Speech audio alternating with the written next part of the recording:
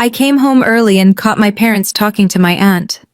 My mom sighed and said Emma is always causing drama.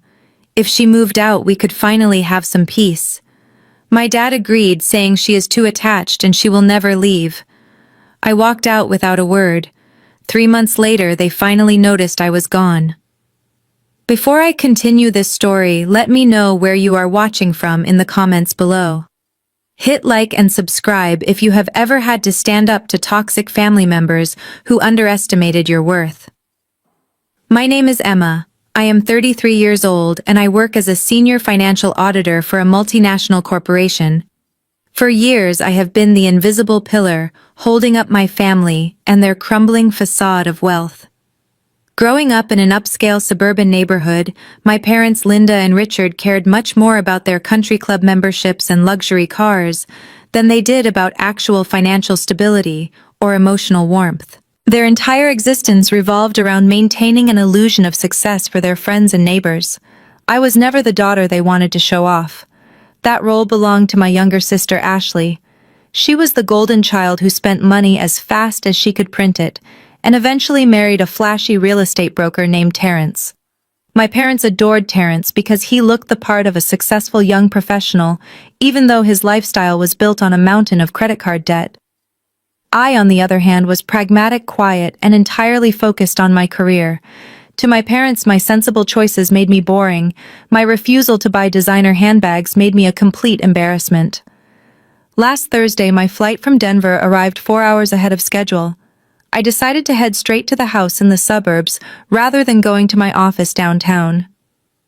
The drive through our manicured neighborhood was peaceful, and I genuinely looked forward to a quiet evening at home. When I unlocked the front door and stepped into the foyer, I immediately heard the clinking of crystal wine glasses and the sound of laughter echoing from the formal living room. My mother was entertaining her sister, my Aunt Carol, while my father poured them generous servings of a very expensive wine. I paused in the hallway, intending to drop my keys on the console table and announce my arrival. But my mother and her sharp voice stopped me dead in my tracks. "She is 33 years old and still leeching off us," my mother complained. Her voice was dripping with absolute disdain. I do not know where I went wrong with that one. Carol made a sympathetic noise and took a sip of her wine. "It must be so hard for you and Richard having an old maid daughter taking up space in this beautiful home, while Ashley is out there living such a fabulous life." My mother let out a dramatic, long-suffering sigh. "You have no idea, Carol. Emma is nothing but a burden. She acts like she owns the place just because she buys the groceries sometimes. And the drama she causes every time the utility bills arrive is completely unbearable. Just yesterday, she had the nerve to lecture Richard about turning down the central heating. If she moved out, we could finally have some peace and quiet in our own home." My father chuckled. It was a dismissive sound that made my stomach churn. "Oh, let us be realistic, Linda," he said smugly. "She is never going to move out. She is too attached to us and too cheap to afford a nice place in this economy. She needs this house more than we need her. She will be living in that upstairs bedroom until she turns 50.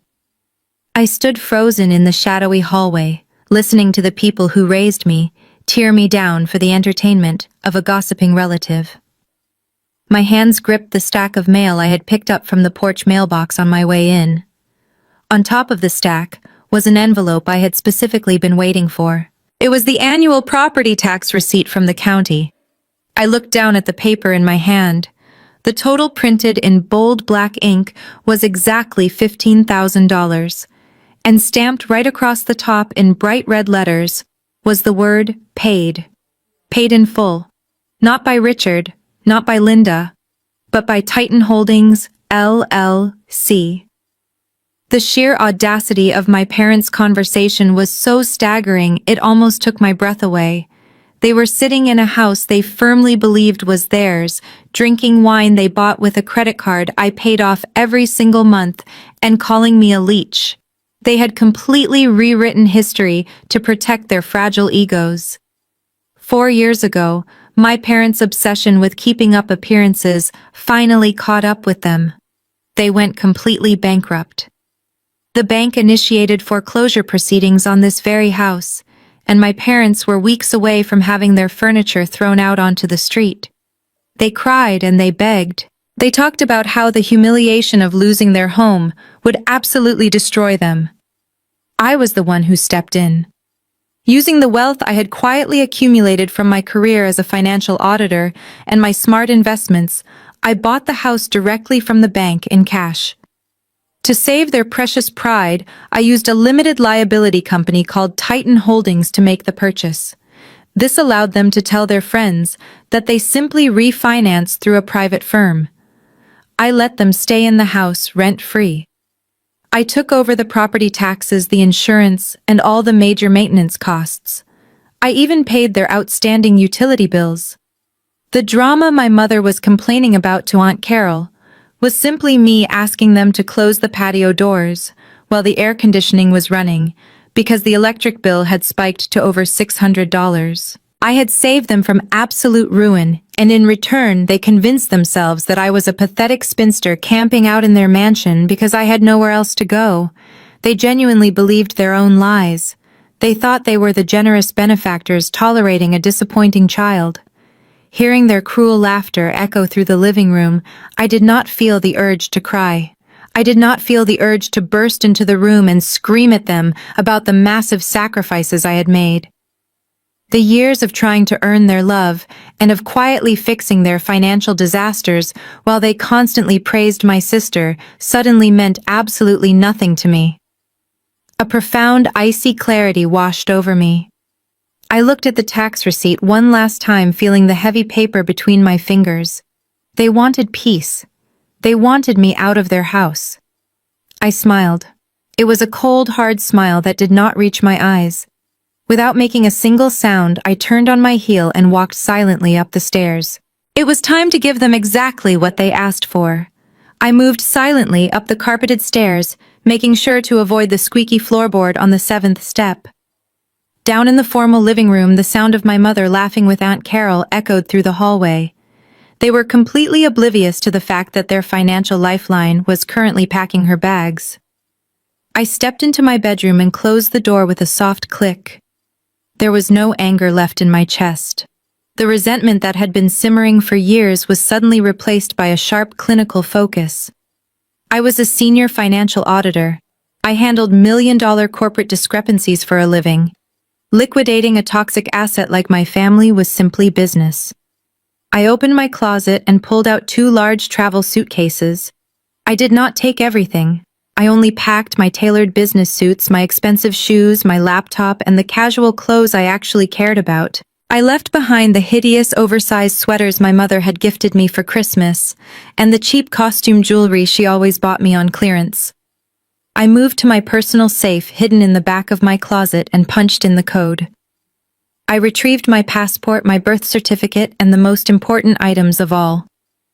The thick manila folder containing the legal deed to the house, the LLC formation documents for Titan Holdings, and the original bank foreclosure paperwork from 4 years ago.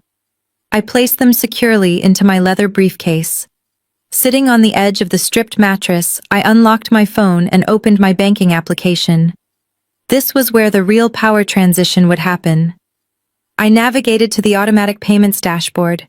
For years I had shouldered the entire operational cost of their luxurious suburban lifestyle. It was time to pull the plug. First, I selected the electricity account. My mother loved keeping the central air conditioning at a freezing 65 degrees during the summer while leaving the patio doors wide open. I hit the Cancel Autopay button. Next was the water and gas. Cancelled. Then I found the premium high-speed broadband internet account. Terrence, my sister Ashley's husband, practically lived on that internet connection. He spent his days streaming baseball games, trading volatile crypto stocks, and pretending to be a high-rolling real estate broker while contributing absolutely $0 to the household. I severed the payment method with a single tap. The most satisfying phase of my digital departure was the credit cards. I opened the account management page for my premium platinum account. There were 2 supplementary cards attached to my credit line. One belonged to Linda. She used it relentlessly for her weekly country club lunches, expensive salon blowouts, and wine deliveries. I clicked deactivate. The second card belonged to Ashley. My golden child sister always claimed she needed the card for absolute emergencies. Her definition of an emergency apparently included buying designer shoes, hosting lavish brunches with Terrence, and maintaining a fake rich lifestyle for her social media followers. I highlighted her card number and clicked deactivate. The screen flashed a bright green confirmation checkmark. The digital cord was officially cut. They were completely and utterly financially severed. I zipped up my 2 suitcases and grabbed my briefcase. I walked down the back staircase that led directly into the kitchen, avoiding the living room entirely. The marble countertops gleamed under the soft pendant lights. I took my house key off my keyring. I placed it gently on the center of the kitchen island, right next to the empty expensive wine bottles they had opened earlier. I did not write a dramatic letter. I did not leave a tearful note demanding an apology. People who refer to their savior as a leech do not deserve explanations. I walked out the back door into the crisp night air. The suburban street was dead silent. I loaded my luggage into the trunk of my car and climbed into the driver's seat. I started the engine and pulled out of the driveway. I did not look in the rearview mirror. I drove through the neighborhood, passing the large houses and manicured lawns, feeling lighter with every mile that separated me from my parents' toxic delusion. The next morning, brilliant sunlight streamed through massive floor-to-ceiling windows. I woke up enveloped in the expensive high-thread count sheets of my luxury downtown penthouse. I had purchased this incredible apartment 2 years ago, using the bonuses from my auditing career. I kept it a complete secret from my family, using it exclusively as my private home office and personal sanctuary. Had my parents or Ashley known about this place, they would have immediately demanded keys, thrown wild parties, and invited Terrence to crash on my custom velvet sofa. Keeping this penthouse hidden was the smartest investment I ever made. I stood on the glass balcony wrapped in a silk robe, looking out over the breathtaking city skyline. The automated espresso machine hummed and beeped in the pristine, modern kitchen behind me. I poured myself a cup of freshly brewed coffee and leaned against the railing, breathing in the crisp morning air. I picked up my phone and checked the screen. It was already 9 in the morning. There were absolutely 0 missed calls and 0 text messages from my parents. They probably had not even realized my bedroom was empty yet. They were likely still sleeping off their expensive wine hangovers, completely unaware that their financial safety net had vanished into the night. I smiled, taking a slow, satisfying sip of my coffee. The 90-day countdown had officially begun.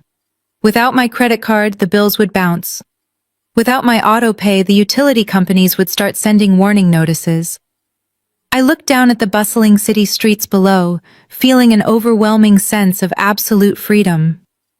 I was eager to see exactly how long my peace-loving family could survive the harsh reality of the real world without my wallet to protect them. The first week of my strategic disappearance passed with a deafening silence. I spent my mornings running on my expensive treadmill overlooking the city, and my afternoons closing massive financial auditing contracts for my multinational corporate clients. I felt a profound sense of liberation. Yet there was a dark, twisted humor in the absolute silence from my biological family. Not a single phone call rang on my personal device. Not a single text message arrived asking if I was safe, or if I had eaten, or if I was even alive.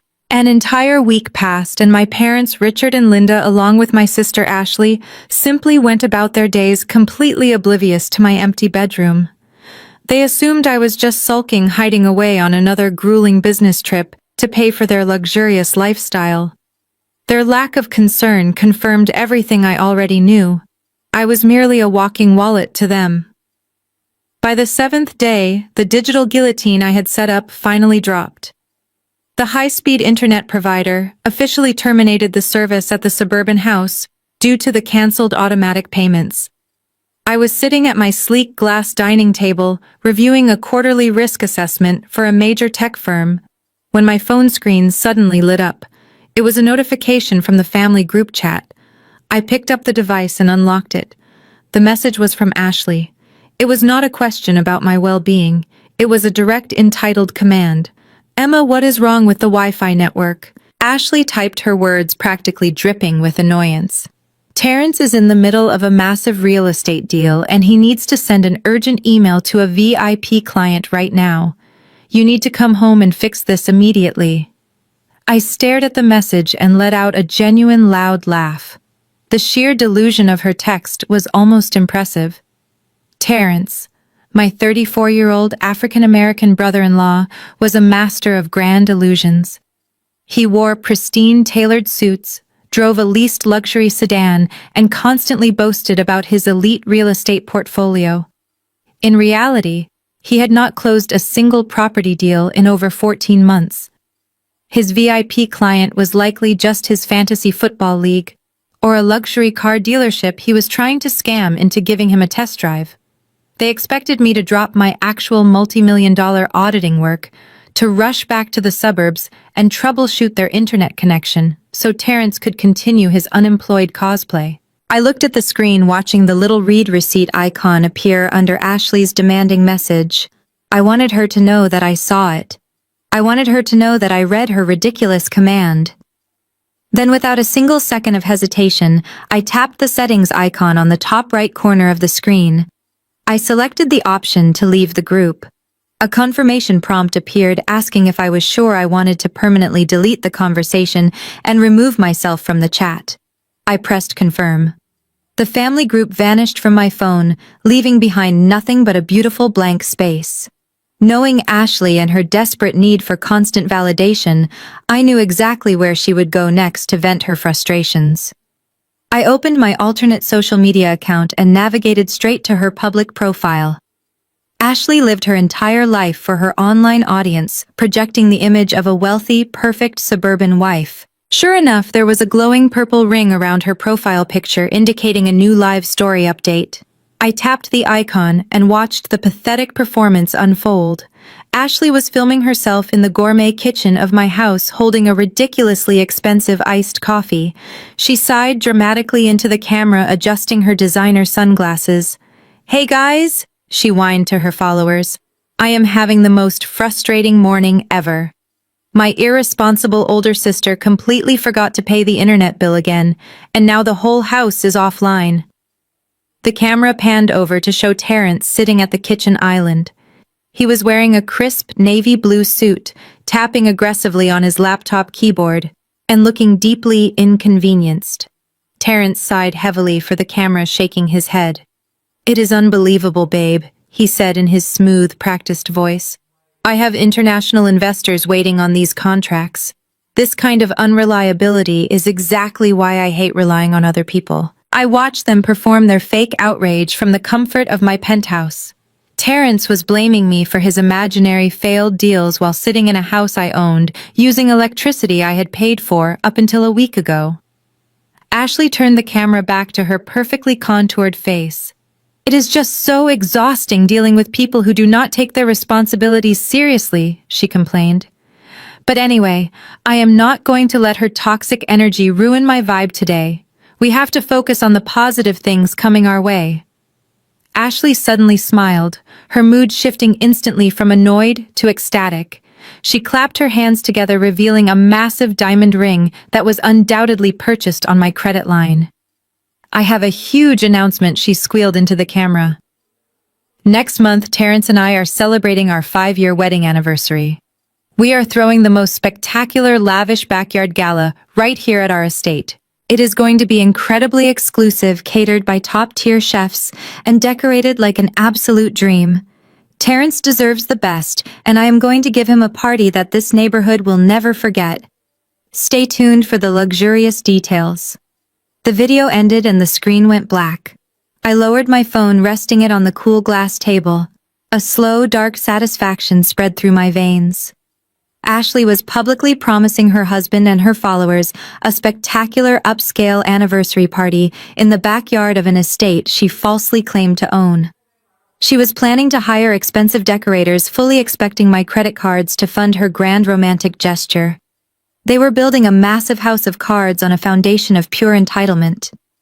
I took a sip of my coffee, relishing the quiet atmosphere of my penthouse. The irony was absolutely delicious. Terrence was furious about my lack of responsibility while Ashley was promising him the world. Neither of them realized that the ground beneath their designer shoes was already crumbling. I leaned back in my chair, ready to watch their beautiful, arrogant illusion shatter into a million irreparable pieces.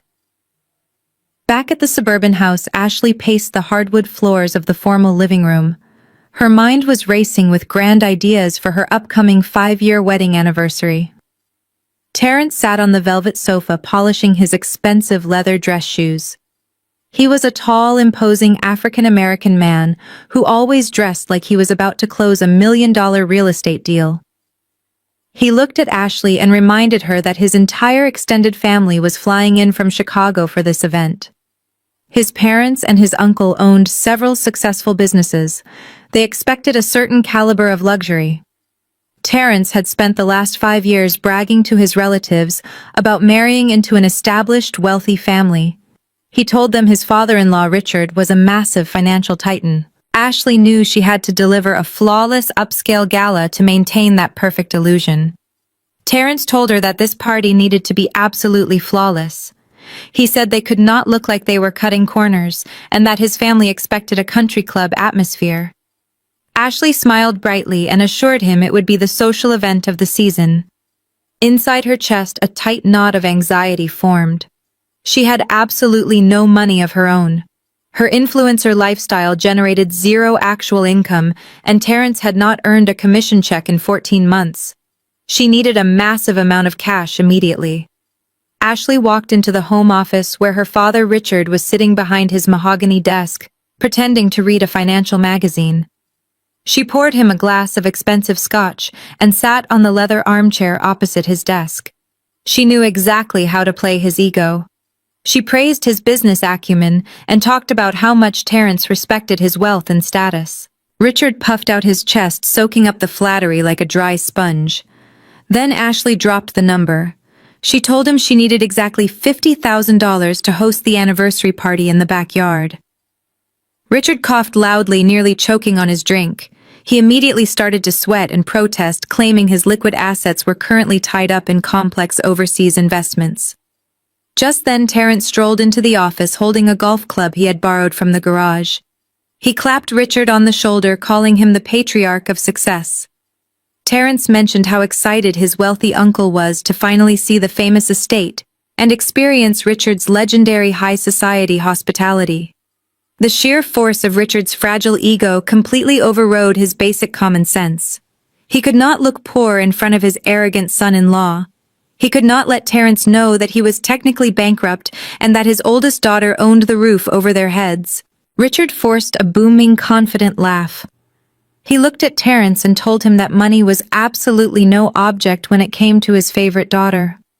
Richard opened the top drawer of his desk. He pulled out the heavy metal platinum credit card. It was the supplementary card linked directly to my primary financial account. For the past 4 years I had paid the massive balance on that exact card every single month without fail. Richard handed the card to Ashley with a dramatic theatrical flourish. He told her to spare absolutely no expense, and to show Terrence's family exactly how they did things in this exclusive neighborhood. Ashley snatched the card, her eyes gleaming with intense greed. She kissed her father on the cheek, grabbed her designer purse, and rushed out the door. 2 hours later, Ashley strutted into the pristine marble lobby of Prestige Events. It was an elite party planning boutique located in the most expensive commercial district of the city. The boutique catered strictly to high-net-worth individuals and local celebrities. Ashley sat down in a plush chair across from the lead coordinator. She was a sharp woman in an impeccable white suit holding a digital tablet. Ashley ordered a glass of complimentary champagne and began listing her outrageous demands. She wanted imported white orchids cascading down the patio columns of the house. She demanded a 5-course plated dinner featuring Wagyu beef and butter-poached lobster.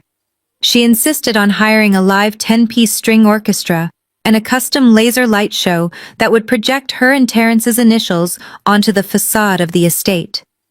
The coordinator tapped the details into her tablet, maintaining a polite professional smile. She calculated the figures and informed Ashley that the total estimated cost would be slightly over $50,000. She also stated that their strict company policy required a 20% non-refundable deposit upfront before they would reserve the date or contact any premium vendors. That meant $10,000 was due immediately upon signing the contract. Ashley did not even flinch. She felt a surge of absolute power and undeniable superiority as she reached into her purse. She casually tossed the heavy platinum card onto the glass table. She told the coordinator to go ahead and run it for the initial $10,000. She leaned back in her chair, crossing her legs and taking a slow, victorious sip of her champagne. She was already visualizing the jealous comments on her social media feed. She was already picturing Terrence looking at her with pride when his family arrived at the spectacular gala. The coordinator picked up the heavy card and inserted the chip into the sleek, wireless payment terminal. The machine processed the transaction for a few seconds. A sharp, harsh error tone beeped loudly in the quiet, pristine room. The coordinator frowned slightly and pulled the card out. She wiped the chip carefully on her sleeve and inserted it again. The machine processed. Another sharp beep echoed through the boutique. The coordinator looked at the screen and then looked up at Ashley. Her professional, welcoming smile faltered slightly. "I am so sorry," the coordinator said, sliding the terminal across the glass table. "The payment will not go through." Ashley scoffed, rolling her eyes in exaggerated annoyance. She insisted that the machine must be broken or experiencing a network glitch. She told the woman in a condescending tone that there was a limitless spending threshold on that platinum account because her father was extremely wealthy. The coordinator did not argue. She simply turned the digital screen toward Ashley so she could read the glowing red text herself. The message on the display was not a machine error. It was a direct automated response from the banking institution. The bright red letters displayed a very clear, unmistakable message. Card declined. Ashley felt the blood drain from her face. Her heart began to hammer violently against her ribs. She snatched the card off the table, her hands suddenly trembling. She stammered a pathetic excuse about fraud protection security alerts and rushed out of the boutique, leaving her half-empty glass of champagne behind. The illusion of her endless wealth had just hit a solid brick wall. The platinum card her father had handed her with such supreme confidence was completely useless. As she stood on the bustling city sidewalk, gripping the worthless piece of plastic, she had no idea that this was only the very first domino to fall in the absolute destruction of her perfect fake life. Ashley sped back to the suburban house in a state of absolute hysteria. She slammed the heavy oak front door and marched straight into the formal living room where her mother Linda was busy arranging imported flowers. Ashley threw the useless platinum card onto the glass coffee table. She screamed that she had been utterly humiliated in front of the city's most elite event coordinator. She shrieked about how Terrence would react if he found out they could not afford the luxurious catering his wealthy African-American family expected. Richard rushed out of his home office, his face pale and confused. He picked up the card and insisted there must be a banking error. He claimed his financial credit was flawless. Linda, however, immediately knew exactly who was responsible for this inconvenience. Her face twisted into a mask of pure rage. She did not see a severe financial crisis. She saw an act of deliberate rebellion from the older daughter she viewed as nothing more than a convenient servant. Linda grabbed her smartphone, her manicured fingers tapping the digital screen with aggressive force. Miles away in my serene downtown penthouse, I was finishing a complex risk assessment matrix for my international auditing client. My phone vibrated on the Marble Island. The caller identification displayed my mother's name. I did not answer. I simply watched the screen light up and ring, until it eventually rolled over to the automated voicemail system. A small notification icon popped up a minute later, indicating a new voice message. I pressed play and placed the phone on loudspeaker. Linda's voice blasted through the quiet luxury of my kitchen. Her tone was completely unhinged, stripping away any illusion of maternal affection.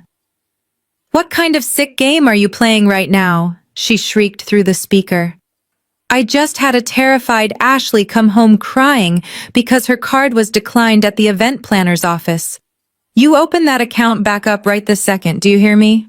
You are acting like a spoiled brat just because you do not have a successful husband to celebrate an anniversary with. You want to ruin your sister's big day because you are nothing but a jealous, bitter failure. You need to fix this immediately before Terrence finds out and realizes how incredibly selfish you are. Turn the card back on, and do not bother coming home until you are ready to apologize to your sister for your ridiculous behavior. The audio message ended with a loud, aggressive click. I stood completely still, the absolute silence of my penthouse returning. A lesser person might have cried. A weaker daughter might have felt the familiar sting of rejection and rushed to transfer funds to buy back their fake love.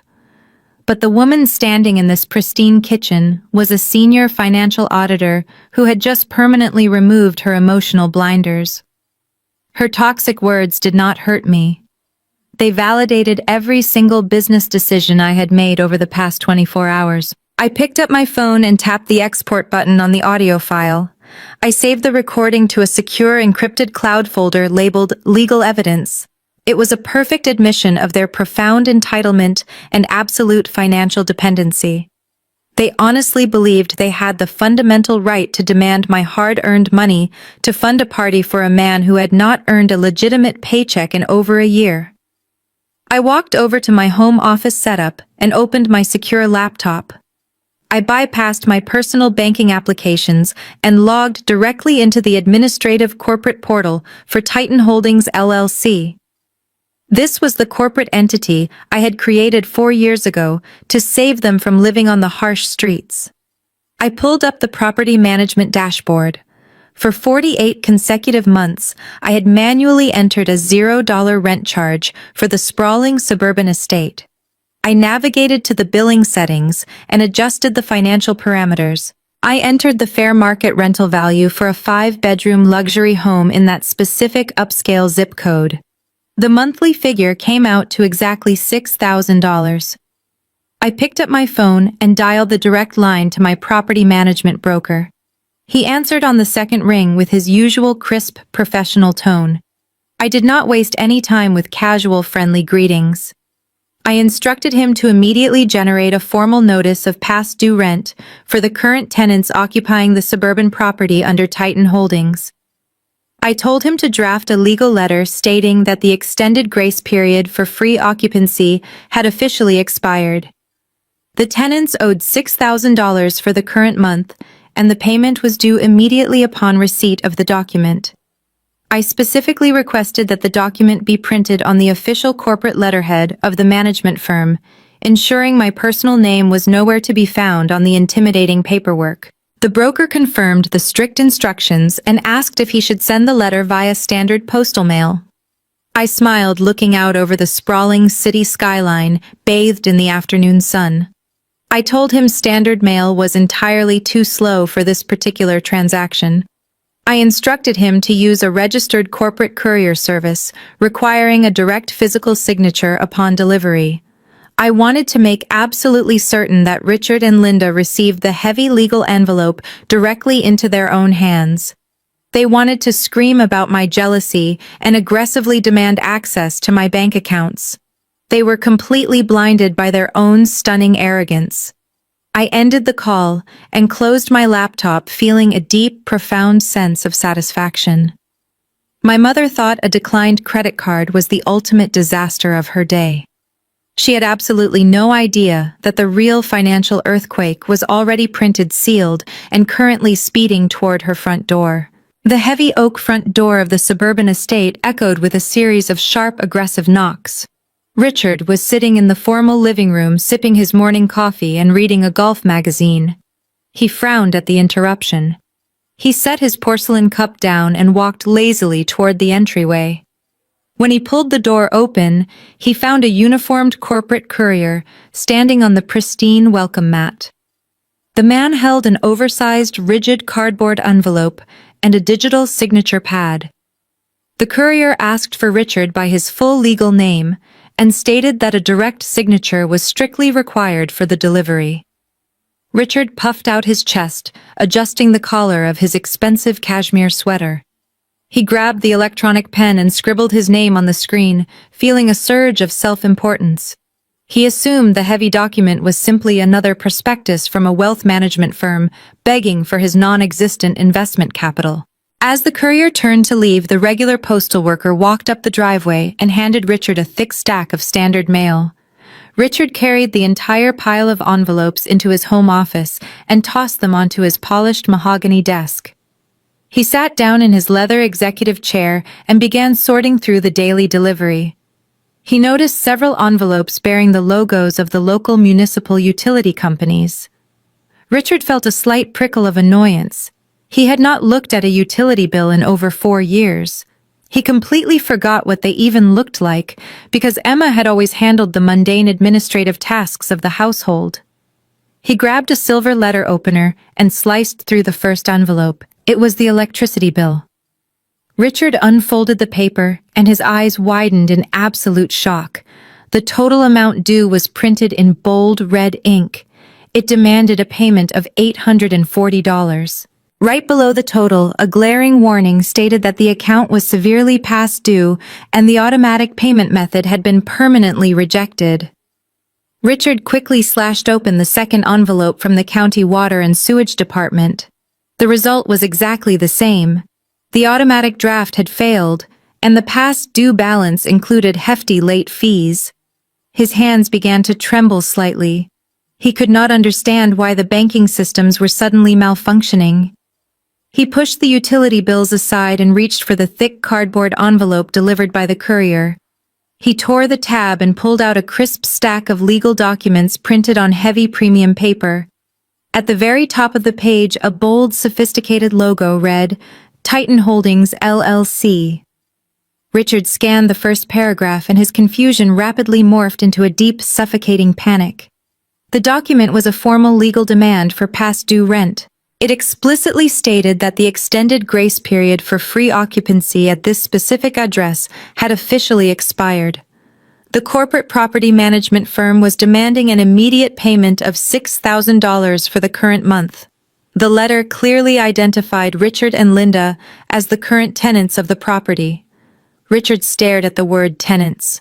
His brain completely short-circuited. He read the sentence 3 times, but the words refused to make sense in his arrogant mind. He genuinely believed he was the sole legal owner of the estate. 4 years ago, when the bank was threatening to throw them on the street, Emma had handed him a massive stack of rescue paperwork to sign. He had been so relieved to avoid the social humiliation of foreclosure that he had blindly signed every single page without reading a single clause. He had convinced himself that Emma simply restructured his mortgage. The name Titan Holdings meant absolutely nothing to him. Richard shouted for his wife. His voice cracked with a mixture of fear and outrage. Linda marched into the office wearing a silk dressing gown and looking deeply irritated by the sudden noise. Richard shoved the stack of papers across the desk toward her. He pointed a shaking finger at the red warning labels on the utility bills and the terrifying legal demand from the property management firm. He babbled frantically about a massive banking error and a scam company trying to steal their home. Linda picked up the papers and read them with a harsh scowl. Unlike Richard, she did not feel panic. She only felt a blinding self-righteous anger toward her older daughter. Linda threw the papers back onto the desk with a loud, dramatic scoff. She told Richard to stop hyperventilating over a stupid temper tantrum. She explicitly blamed Emma for the entire situation. Linda declared that Emma was purposely canceling the utility payments just to cause unnecessary drama and punish them for Ashley's upcoming anniversary party. Linda completely dismissed the rent demand from Titan Holdings. She arrogantly told Richard that it was probably just junk mail or some ridiculous administrative error from when Emma helped them refinance the house years ago.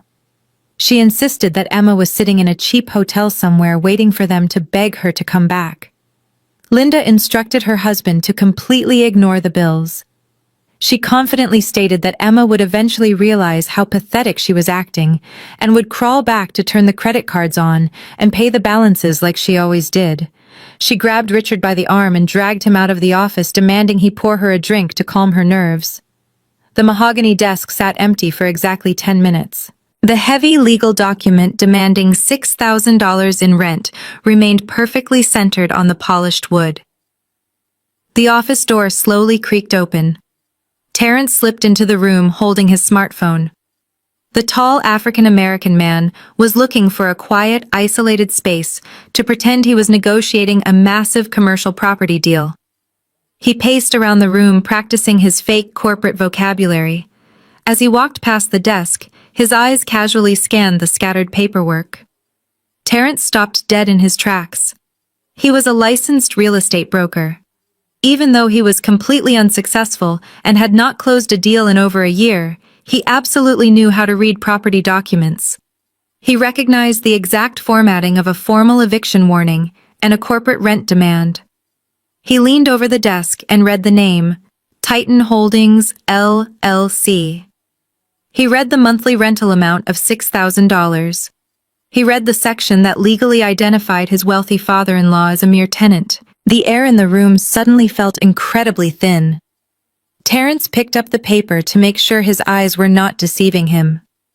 For 5 years, he had been parading around his extended family, bragging about marrying into generational wealth. He had endured Ashley's relentless spending habits because he firmly believed he was next in line to inherit a massive real estate empire.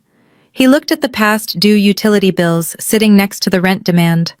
The pristine, flawless illusion of his rich suburban in-laws shattered instantly. They did not own this estate. They were renting it. They were actually drowning in debt and could not even afford their own electricity. Terrence slowly lowered the paper back onto the desk. A dark, heavy suspicion began to consume his mind. He pulled out his phone and stared at the blank screen, completely rethinking every single word his wife had ever told him. Terrence gripped the thick corporate paper in his right hand. He stormed up the grand curved staircase and pushed open the heavy double doors to the master suite. Ashley was sitting at her illuminated vanity, applying a fresh coat of expensive lip gloss for her next social media post. He walked directly up behind her and slammed the Titan Holdings rent demand onto the mirrored surface. He demanded to know exactly what he was looking at. He pointed a shaking finger at the bold corporate logo and the $6,000 past due balance. He asked his wife why her allegedly wealthy father was receiving an aggressive eviction warning for a property they supposedly owned outright. Ashley glanced down at the legal document. Her heart skipped a frantic, terrifying beat, but her face remained a mask of absolute cosmetic perfection. She had spent her entire 30 years watching her parents lie to maintain their fragile social status, and she had inherited their terrifying ability to deceive without a single flinch. She let out a loud theatrical laugh and tossed her lip gloss aside. She stood up, wrapping her manicured arms around Terrence's neck. She told him he was being completely paranoid over a stupid administrative mistake. She smoothly explained that her father utilized a highly complex network of corporate shell companies for tax mitigation purposes, and Titan Holdings was simply one of his many private financial entities. She claimed the property management firm just sent an automated notice to the wrong mailing address because of a clerical error at the downtown office. Terrence narrowed his eyes, searching her perfectly contoured face for any sign of deception. Ashley stroked his lapel and looked deep into his eyes. She promised him with absolute conviction that her parents were incredibly wealthy, and that this massive suburban estate would eventually be signed over to them free and clear. She leaned in close and whispered that the only real problem in their family was her older sister. She painted Emma as a bitter, jealous failure who had completely lost her mind and run away from home. She claimed Emma was throwing a massive temper tantrum and trying to sabotage their upcoming anniversary party out of pure spite because she was a pathetic spinster who could not find a man to marry her. Terrence slowly exhaled, relaxing his tense, broad shoulders. He forced a warm, convincing smile and kissed his wife gently on the forehead. He told her he was just stressed about his upcoming commercial real estate deals and apologized for doubting her family's wealth. Ashley beamed, kissing him back before returning to her vanity chair to finish her makeup routine. But as Terrence walked into his massive walk-in closet to change his tailored suit, his mind was spinning rapidly. He was a licensed real estate professional. Even though he was failing miserably, he absolutely knew how the industry worked. He knew that corporate shell companies did not accidentally send aggressive eviction threats to their primary beneficiaries. He grabbed his laptop and retreated to the guest bedroom, locking the door silently behind him. He opened a private secure browser window and navigated straight to the county property appraiser database. He typed in the address of the suburban estate. He bypassed the basic public search and pulled the full historical transaction record. The screen loaded a highly detailed legal timeline. 4 years ago, the property had entered active bank foreclosure status. 2 months after the foreclosure notice, a massive cash transaction cleared the debt, and the deed was officially transferred from Richard and Linda to Titan Holdings LLC. He searched the corporate registry for the state. The registered agent for Titan Holdings was a premier downtown law firm. The true owner was hidden behind layers of strict corporate privacy shields. But Terrence knew one thing for absolute certain. Richard did not own this house. Ashley was lying straight to his face. He closed the laptop, a cold sweat breaking out on the back of his neck. He realized he was trapped on a rapidly sinking ship, and he needed an exit strategy immediately. 3 days passed in a state of tense, suffocating denial. Richard and Linda continued to ignore the mounting pile of utility notices, completely convinced that Emma would magically cave to their silent treatment.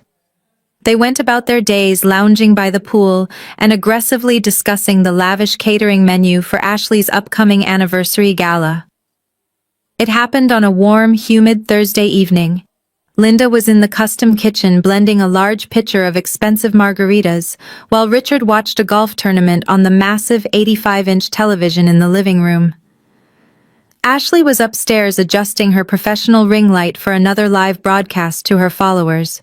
Without a single warning flicker, the entire estate plunged into absolute pitch-black darkness. The massive television died instantly. The loud blender ground to a sudden halt. The constant soothing hum of the central air conditioning completely silenced. Ashley shrieked from the second floor, stumbling blindly down the dark staircase. Richard yelled in pure frustration, dropping his remote control onto the floor. He assumed a local transformer had blown out in the neighborhood. He marched to the front window and angrily pulled back the heavy custom drapes. The streetlights outside were glowing brightly. The neighbors' sprawling houses across the manicured lawns were brilliantly illuminated.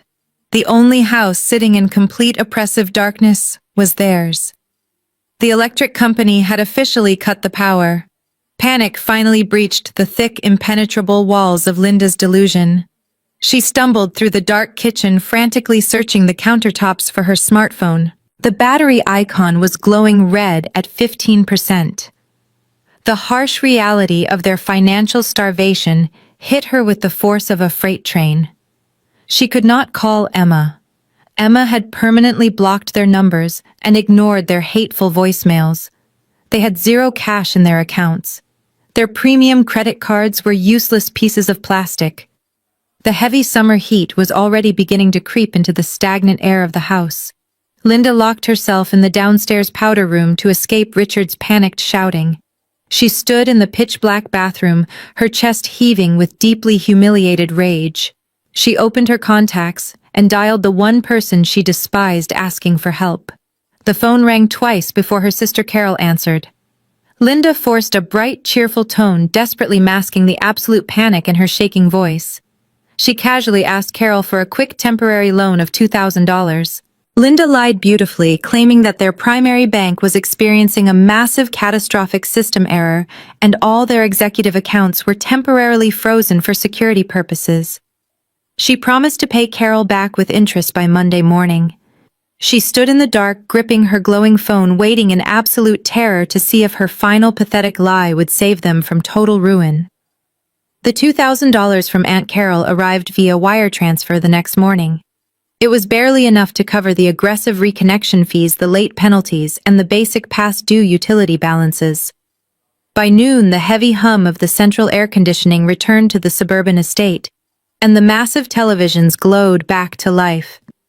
Linda walked through the house acting as if she had single-handedly conquered a minor administrative glitch.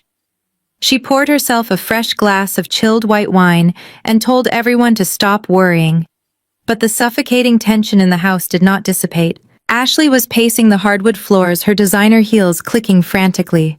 The elite event coordinator at Prestige Events had sent a final warning email. If the $10,000 deposit was not paid in full by the end of the week, the entire anniversary gala would be permanently canceled. Ashley threw a massive tantrum in the kitchen, screaming that Terrence was becoming highly suspicious of their financial delays. She demanded that her father fix the banking issue immediately, or she would be a laughingstock in front of her wealthy African-American in-laws. Richard retreated to his mahogany home office and locked the heavy wooden door. The walls felt like they were rapidly closing in on him. His tailored shirt was sticking to his back with cold, nervous sweat. He was a man who had built his entire identity on the perception of limitless wealth and unchecked authority. The thought of walking out into the living room and confessing his absolute bankruptcy to his arrogant son-in-law was a fate worse than death. Richard sat heavily in his leather executive chair and stared at the polished wood surface. He needed cash. He needed a massive injection of liquid capital to fund Ashley's ridiculous party and keep the illusion alive for just a few more months. He opened the deep bottom drawer of his desk and began pulling out thick, dusty folders. He rummaged through years of disorganized financial records, tax returns, and outdated property assessments. His hands stopped on a heavy manila envelope from over a decade ago. It contained the original warranty deed and title insurance paperwork from when he and Linda had first purchased the suburban estate. Richard stared at the official county seals and the fancy legal typography. In his profoundly arrogant and legally illiterate mind, he convinced himself that these old papers were still valid proof of ownership. He completely ignored the reality that the bank had foreclosed on him 4 years ago, and that Emma had legally transferred the asset to Titan Holdings, LLC. Richard formulated a wildly reckless and highly illegal plan. He decided to apply for a home equity line of credit. He knew local credit unions were currently offering expedited approvals for wealthy homeowners looking to tap into their property equity. If he could just secure a fast $60,000 bridge loan, he could pay the aggressive event planners, silence his demanding daughter, and maintain his fabricated status as the wealthy patriarch. There was only one massive obstacle standing in his way. When Emma had rescued them from homelessness 4 years ago, she had forced Richard and Linda to sign a mountain of complex legal documents. Richard vaguely remembered that Emma had established herself as the primary financial guarantor to satisfy the strict banking regulators during the foreclosure crisis. He frantically dug deeper into the bottom drawer, tossing aside old country club bills and empty cigar boxes. He finally found a specific legal document from the restructuring phase. It was an old expired power of attorney form. It explicitly granted Emma the absolute legal authority to manage, encumber, or modify the financial obligations tied to the residential property. Richard read the fine print. The local credit union would undoubtedly require Emma's direct authorization to approve a new line of credit against the estate. Richard pulled a fresh blue ink pen from his expensive desk set. He placed the old power of attorney document next to a blank standardized loan application form he had printed from the internet. He stared at Emma's elegant, precise signature at the bottom of the old page. The air in the locked office grew thick and heavy.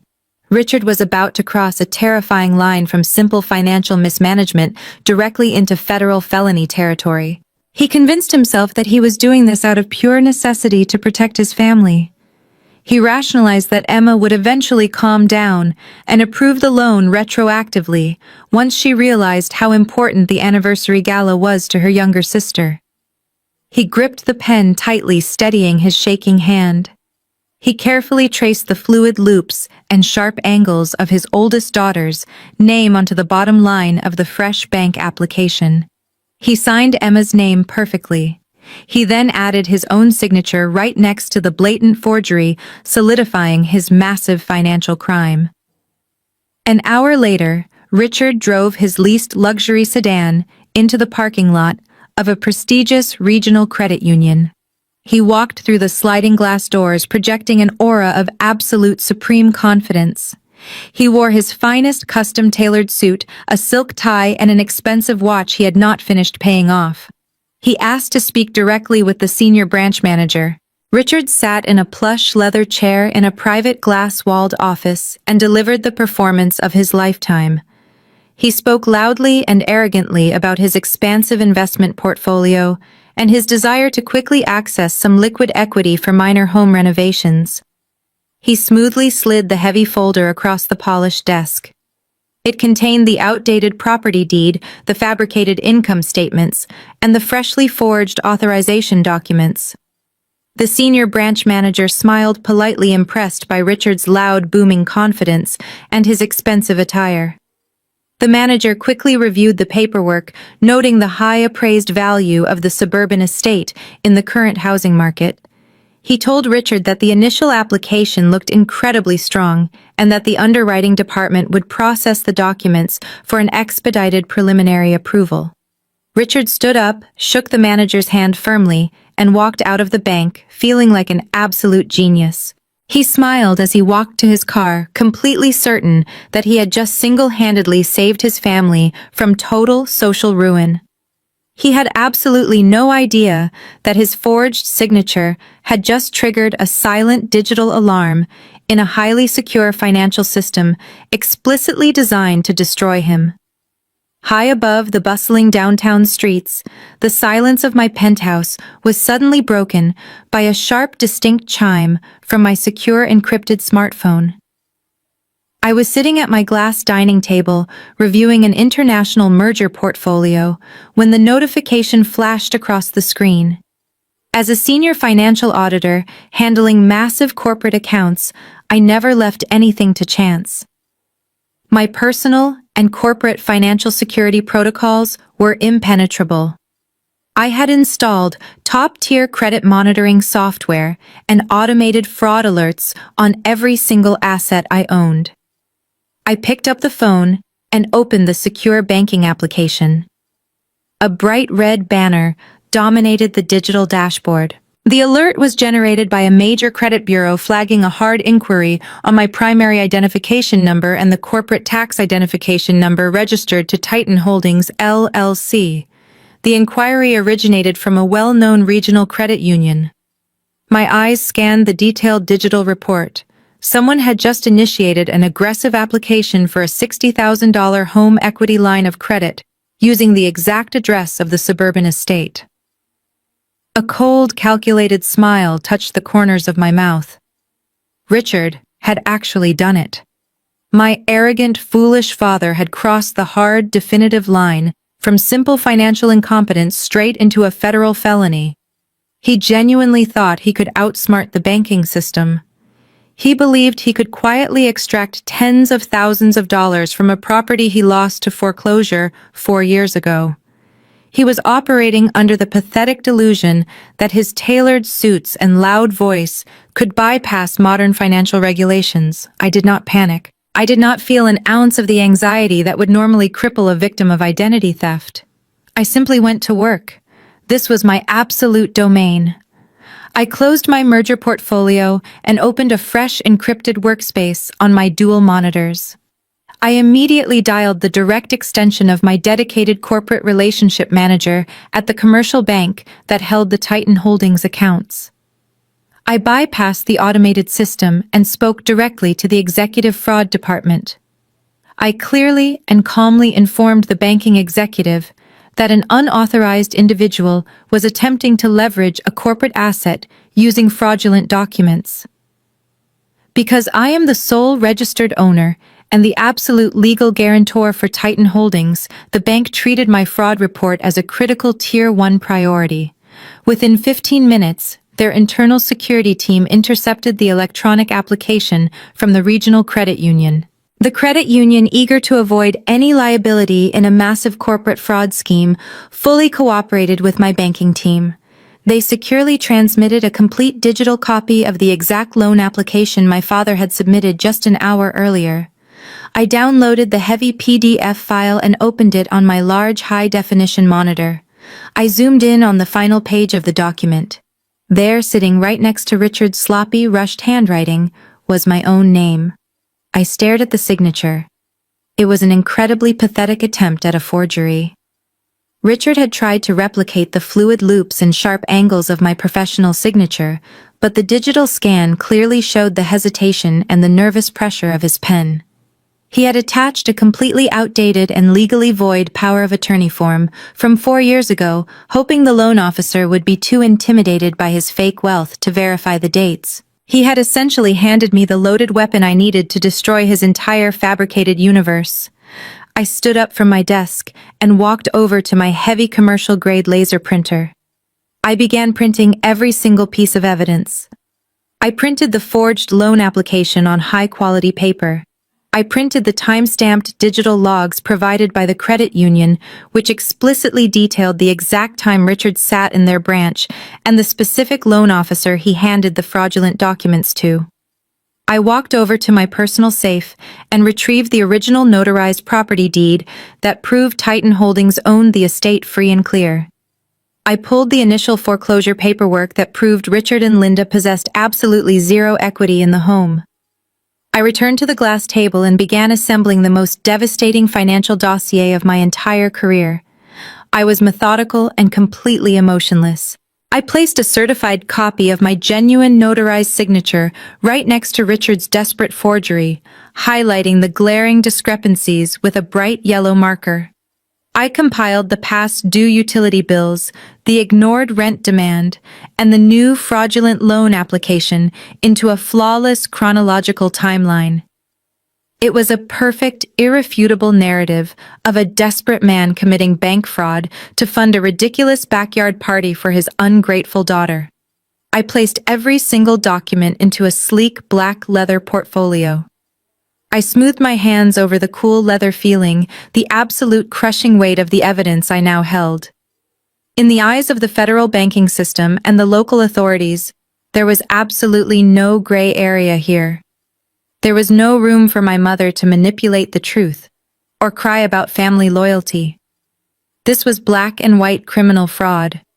Richard had effectively signed his own arrest warrant just to keep up appearances for his unemployed son-in-law. I picked up my phone and dialed my aggressive corporate attorney. I instructed him to prepare the final phase of our operation. I told him to draft a formal legal complaint for identity theft and wire fraud, but to hold off on filing it with the local police department just yet. I wanted to handle the initial execution of this strike personally. I wanted to look them directly in the eyes when their fake wealthy world shattered into a million irreparable pieces. I walked into my massive walk-in closet and began selecting my outfit for the upcoming weekend. I bypassed the casual clothes and went straight for a sharp-tailored charcoal gray power suit. I picked out my most expensive designer heels. I was not going to show up to their lunch looking like the exhausted older sister they constantly belittled. I was going to arrive looking like the wealthy, powerful corporate executive who completely owned them. The trap was perfectly set. The steel jaws were open, and Richard had just blindly placed his head right in the center. All I had to do now was show up and pull the lever. The restaurant was called the Monarch. It was a notoriously exclusive establishment downtown, known for its imported caviar and months-long waiting list. Richard and Linda had secured a large round table right in the center of the main dining room to ensure maximum visibility for their grand performance. They were hosting Terrence's parents, who had flown in from Chicago for the weekend. Terrence's mother and father were upper-middle-class business owners who deeply valued social standing and highly respected old money. Richard was currently holding court at the head of the table, swirling a glass of expensive red wine and loudly boasting about his fictitious real estate investment portfolio. Linda sat next to him, wearing a brand-new designer dress she had undoubtedly purchased with borrowed cash, playing the role of the gracious, wealthy matriarch. Ashley and Terrence were leaning in, completely absorbed in the illusion, projecting the image of a young power couple destined to inherit a massive suburban empire. Terrence's father leaned forward, cutting into a thick prime steak, and complimented Richard on his beautiful, sprawling estate. He mentioned how excited the entire Chicago family was to attend the upcoming 5-year anniversary gala in the backyard. Richard beamed with absolute arrogant pride, completely ignoring the fact that his electricity had been cut off just days prior, and that he had begged Aunt Carol for a sudden bailout. He assured his in-laws that the party would be the absolute social event of the entire season, and that money was absolutely no object when it came to his favorite daughter. Linda smiled sweetly and patted Terrence's arm, telling his parents that they treated him like their own biological son. They were all drowning in a spectacular ocean of debt and lies, but in that specific moment, surrounded by crystal chandeliers and hovering waiters, they felt totally invincible. The heavy glass doors of the Monarch opened, and I stepped into the opulent dining room. I was not the exhausted, overwhelmed auditor they were used to exploiting and insulting. I wore the charcoal gray power suit I had meticulously selected, perfectly tailored to project absolute authority and ruthless precision. My designer heels clicked rhythmically against the polished marble floor, commanding immediate attention from the staff and nearby patrons. Walking right beside me was my corporate attorney David, a man who charged $800 an hour and looked like a legal shark hunting for blood. We bypassed the hostess stand, entirely ignoring the waiter who tried to ask for our reservation. My eyes were locked directly on the center table where my biological family was currently selling their fraudulent fairy tale to their unsuspecting guests. As I navigated through the maze of white tablecloths, Terrence was the first person to notice my approach. His confident smile immediately faltered, and his rigid posture stiffened. He nudged Ashley, who turned her head and gasped quietly, bringing a manicured hand to her mouth in genuine shock. Richard and Linda followed her terrified gaze. The blood instantly drained from my father's face, leaving him a sickly shade of gray. The expensive red wine in his glass sloshed dangerously as his hand began to tremble uncontrollably. My mother, however, immediately switched into defensive survival mode. Her eyes narrowed into angry slits as she registered my powerful, unbothered appearance. She had spent the last week telling everyone I was a pathetic runaway who could not handle the real world, and seeing me look this wealthy and untouchable completely shattered her carefully constructed narrative. I stopped right at the edge of their table. David stood silently at my left shoulder, an imposing figure of legal dread, holding a sleek black briefcase. Terrence's parents looked up at me with polite confusion, clearly unaware of who I was or why I was interrupting their expensive lunch. The tension hovering over the table was thick enough to cut with a steak knife. I did not say a single greeting. I simply looked at Richard, watching the sheer terror bloom in his wide, panicked eyes. He knew exactly why I was there. He knew that I worked as a senior auditor in corporate finance, and he knew he had forged my name on a federal banking document less than 24 hours ago. Linda slammed her linen napkin onto the table and stood up forcefully. She forced a tight, highly unnatural smile for the benefit of Terrence's parents before turning her vicious, glaring eyes directly onto me. She leaned across the table and hissed in a harsh, angry whisper, demanding to know what I was doing there. She accused me of tracking them down just to cause unnecessary drama and humiliate the family in front of their important guests. She aggressively ordered me to turn around and walk out the door, claiming we could discuss my childish temper tantrum back at the house later that evening. She tried to dismiss me like a disobedient toddler completely desperate to maintain her elegant facade in front of her wealthy in-laws. She explicitly told me that I was ruining her perfectly planned afternoon and that I needed to stop acting like a jealous, bitter spinster trying to ruin Ashley's happiness. I did not raise my voice. I did not blink or show a single ounce of emotion. I completely ignored her frantic emotional manipulation and gaslighting. I looked directly past my mother and focused my eyes entirely on Richard. He was gripping the edge of the table so hard, his knuckles were turning white and cold sweat was beading on his forehead. I slowly lifted my right arm and brought the sleek black leather portfolio forward. I unzipped the top and pulled out the thick stack of legal and financial documents I had prepared the night before. Without a single word of hesitation, I dropped the heavy dossier right into the dead center of the pristine white tablecloth. The papers landed with a loud, distinct thud, rattling the expensive crystal water glasses and completely halting the conversation at the surrounding tables.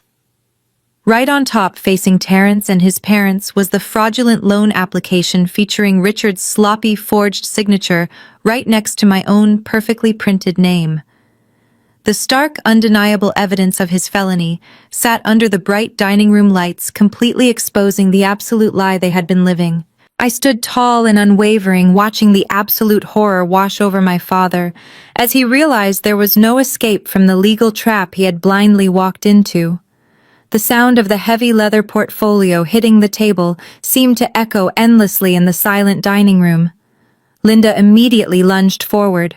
Her manicured hands reached out to snatch the documents away from the center of the table. She let out a high-pitched, forced laugh that sounded completely unhinged. She frantically told Terrence and his parents that this was just a silly practical joke, and that her older daughter had a terrible sense of humor. Before her fingers could even brush the crisp white paper, David stepped forward. My attorney smoothly placed his large hand firmly over the dossier. He looked at my mother with a deadpan expression and advised her not to tamper with physical evidence of a federal crime. Linda froze in her tracks. The fake smile violently collapsed off her face. I turned my attention away from my panicking mother and looked directly at Terrence and his wealthy parents. They were sitting completely frozen in their plush dining chairs. Terrence's father had actually dropped his steak knife onto his china plate. I introduced myself with absolute perfect enunciation. I told them my name was Emma, and that I was the senior financial auditor they had likely never heard about. I apologized for interrupting their expensive lunch, but stated that I felt a moral obligation to protect them from a massive financial scam. I looked Terrence straight in the eyes. I told him that the sprawling suburban estate he had been bragging about all afternoon did not belong to Richard or Linda. I stated clearly and loudly that the house your son is living in belongs entirely to my company, Titan Holdings LLC. I informed the entire table that Richard and Linda had gone totally bankrupt 4 years ago, and I had bought the house out of foreclosure to save them from living on the street. Ashley let out a loud, dramatic gasp. She slammed her hands on the table and yelled that I was a bitter, jealous liar. She grabbed Terrence by the arm and desperately begged him not to listen to my toxic delusions. Terrence did not look at her. He kept his dark eyes locked entirely on my face. His jaw was clenched so tightly a muscle twitched in his cheek. He asked me in a low, dangerous voice if I had absolute proof of these claims. I nodded to David. My attorney calmly opened the portfolio and slid the certified property deed and the eviction notice directly across the table toward Terrence and his father. I spoke clearly, ensuring my voice carried over the soft jazz music playing in the background of the restaurant. I announced that not only did they not own the house, but they had also failed to pay their rent for the past 2 months. I revealed that their electricity had been shut off just days prior and that they were currently drowning in insurmountable debt. I watched as Terrence read the official eviction warning. The realization hit him like a physical blow. The wealthy, established family he thought he had married into was nothing more than a pathetic, broke mirage. Then I turned my absolute focus onto my father. Richard was sinking lower and lower into his chair, looking like he was about to experience a massive cardiac event. He opened his mouth to speak, but no sound came out. I did not give him a single second to recover. I pointed directly at the top document sitting in the dossier. I told the entire table that being broke was not a crime, but what Richard did yesterday absolutely was. I declared clearly that Richard had just committed a federal offense. I explained that he had walked into a regional credit union and attempted to take out a $60,000 home equity line of credit on a house he did not own. Linda shrieked, demanding that I stop talking. She tried to play the victim card, crying out that I was destroying my own father over a simple misunderstanding. She looked desperately at Terrence's parents, claiming that families go through rough patches and that I was just a vindictive child seeking attention. I ignored her completely. I looked Richard dead in the eyes and delivered the final fatal blow. I stated that in order to push the loan application through, he had blatantly forged my legal signature on the banking documents. I explained that my credit monitoring software had flagged his illegal activity immediately. I told him that the bank had already handed over the time-stamped security footage and the fraudulent paperwork. I made it absolutely clear that identity theft and wire fraud carried severe mandatory prison sentences. David chimed in with his booming authoritative voice. He informed Richard that the local authorities and the Federal Banking Commission had already been notified of the breach. He stated that attempting to defraud a federally insured institution was a felony that no amount of suburban country club charm could fix. Richard buried his face in his hands. He let out a pathetic whimpering sound, completely broken by the inescapable weight of his own profound stupidity. He did not deny the accusations, because the evidence sitting right in front of him was mathematically and legally absolute. Terrence's mother brought a trembling hand to her pearl necklace. She looked at Linda with an expression of pure, unadulterated disgust. The wealthy Chicago business owners had built their lives on hard work and integrity. Finding out they were sitting across from broke, manipulative criminals was the ultimate insult. Terrence's father slowly stood up from the table, throwing his linen napkin down. He did not say a single word to Richard or Linda. The absolute silence from his side of the table was more punishing than any screaming match could ever be. I looked at Ashley. The golden child was trembling uncontrollably. Her designer dress suddenly looked cheap and ridiculous. She was staring at her husband, desperately searching for a lifeline, for a way to spin this disaster back into her favor. She reached out to touch his shoulder, but Terrence violently yanked his arm away. He slowly turned his head to look at his wife. The look in his eyes was terrifying. It was a mixture of absolute rage and profound humiliation. He realized that every single thing she had ever told him was a meticulously crafted lie. The illusion of Ashley's grand elite lifestyle officially shattered into a million irreparable pieces right there on the dining room floor. Terrence stood up so fast his heavy wooden dining chair tipped backward and crashed loudly against the polished marble floor. He did not bother to pick it up. He did not look at his stunned parents, who were already gathering their coats to flee the humiliating scene. He did not even glance at Richard and Linda, who were sitting frozen like pathetic statues of shattered pride. Terrence reached down and grabbed Ashley firmly by the upper arm. His grip was tight and completely unforgiving. He hauled her out of her seat, ignoring her sudden panicked yelp. He dragged his frantic wife away from the table and marched directly toward the glass exit doors of the upscale restaurant.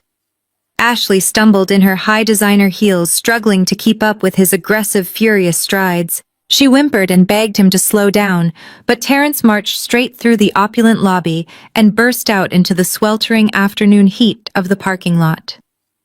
He did not stop until they reached the far corner of the valet section, completely isolated from the prying eyes of the restaurant patrons and the whispering staff.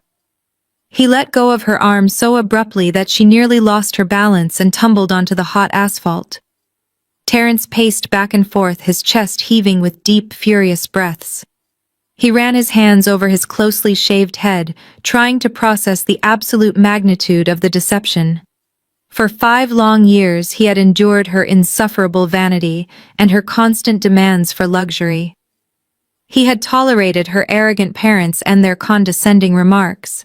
He did all of it because he truly believed he was securing a massive financial future. He thought he was building a real estate empire with the backing of a powerful, wealthy family. Now the terrifying truth was crashing down on him with the force of a falling building. He had married a broke, delusional woman whose family was about to face a federal judge for wire fraud and identity theft.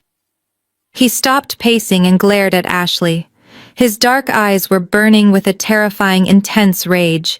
He demanded that she tell him the absolute truth for the first time in their entire marriage. He listed every single lie she had ever fed him.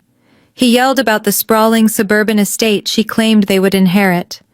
He brought up the platinum credit cards that were actually funded by the older sister she constantly mocked and belittled. He pointed out the humiliating fact that his own respected Chicago business-owning parents had just witnessed her father being exposed as a desperate, pathetic criminal. Terrence realized out loud that the tens of thousands of dollars she had spent on designer clothes and lavish vacations were completely financed by the silent suffering of a sister she treated like garbage. He was shackled to a mountain of hidden debt, and a family destined for federal prison. Ashley panicked. The flawless cosmetic mask of the golden child completely melted away, revealing the terrified, manipulative core underneath. She burst into violent theatrical tears. She reached out with her manicured hands and tried to grab Terrence by the lapels of his suit, attempting to use the physical affection that had always blinded him before. She screamed that none of this was her fault. She shifted the entire blame onto Emma without a single ounce of hesitation or remorse. Ashley shrieked that Emma was a bitter, jealous monster who had spent her entire life resenting her younger sister. She cried out that Emma engineered this entire public spectacle simply to ruin their upcoming 5-year anniversary gala. She sobbed wildly, claiming her parents only made a tiny financial mistake, and that Emma was twisting a simple family loan into a massive federal crime, just to be cruel and vindictive. Ashley begged Terrence to believe that she was the ultimate victim of a toxic older sister who could not stand to see her happy and deeply in love. She promised him that they could overcome this tiny setback and that her parents would somehow fix the banking issue by Monday morning if they just stuck together. Terrence stood perfectly still and stared at the crying woman standing in front of him. The loud, dramatic sobs and the desperate victim routine did not work anymore. The spell was completely broken. He looked at her expensive silk dress and her sparkling diamond anniversary ring. He realized every single thing she wore was stolen or borrowed. She had absolutely zero assets, zero income, and zero shame. She was perfectly willing to let her own sister pay for her entire luxurious existence while simultaneously trashing her name to anyone who would listen. She was not a wealthy heiress. She was a deeply pathetic parasite who refused to take accountability for her own actions. He stepped back, creating a cold, physical distance between them. He reached into his tailored suit pocket and pulled out the electronic key fob for his least luxury sedan. He pressed the unlock button, and the headlights flashed in the bright afternoon sun. Ashley stopped crying for a fraction of a second. She wiped a tear from her cheek and took a step toward the passenger side door, assuming he was finally ready to take her home and comfort her. Terrence opened the driver's side door and slid into the leather seat. He did not unlock the passenger doors. He started the engine and the powerful motor roared to life. Ashley pulled on the locked door handle, her face contorting in sudden fresh panic. She banged her palm against the tinted glass, demanding that he let her inside the vehicle. Terrence rolled down the window just a few inches. He looked at the woman he had called his wife for 5 years. He felt nothing but pure, unadulterated disgust. He looked her dead in the eyes and delivered the final, absolute truth. "You are a fraud." He rolled the window up, shifted the car into drive, and slammed his foot on the gas pedal. He sped out of the restaurant parking lot, leaving Ashley completely abandoned, stranded on the hot asphalt in her stolen designer dress. I returned to the absolute tranquility of my downtown penthouse, leaving the catastrophic wreckage of my biological family behind at that upscale restaurant. David, my corporate attorney, had departed with a firm handshake and a promise to monitor the Federal Banking Commission portal for the official arrest warrant. I walked into my pristine kitchen and poured myself a tall glass of sparkling water. I stood by the floor-to-ceiling windows, watching the late afternoon sun cast long golden shadows across the sprawling city skyline. The silence in my luxury apartment was beautiful and profound. It was the exact opposite of the chaotic, terrifying reality my parents were currently facing. My encrypted smartphone had been vibrating relentlessly against the marble countertop for the past 45 minutes. The digital screen displayed a continuous stream of missed calls. They were all coming from Linda and Richard. I knew exactly what was happening on their end. The initial shock and aggressive anger they displayed at the restaurant had completely evaporated. The paralyzing fear of a federal criminal indictment had finally set in. They had likely rushed back to the dark, sweltering suburban estate with no electricity, no air conditioning, and absolutely no way out. They had exhausted their usual tactics of gaslighting and public intimidation. Now they were forced to deploy their absolute last resort: the desperate, pathetic victim routine. I picked up the phone and stared at the glowing screen.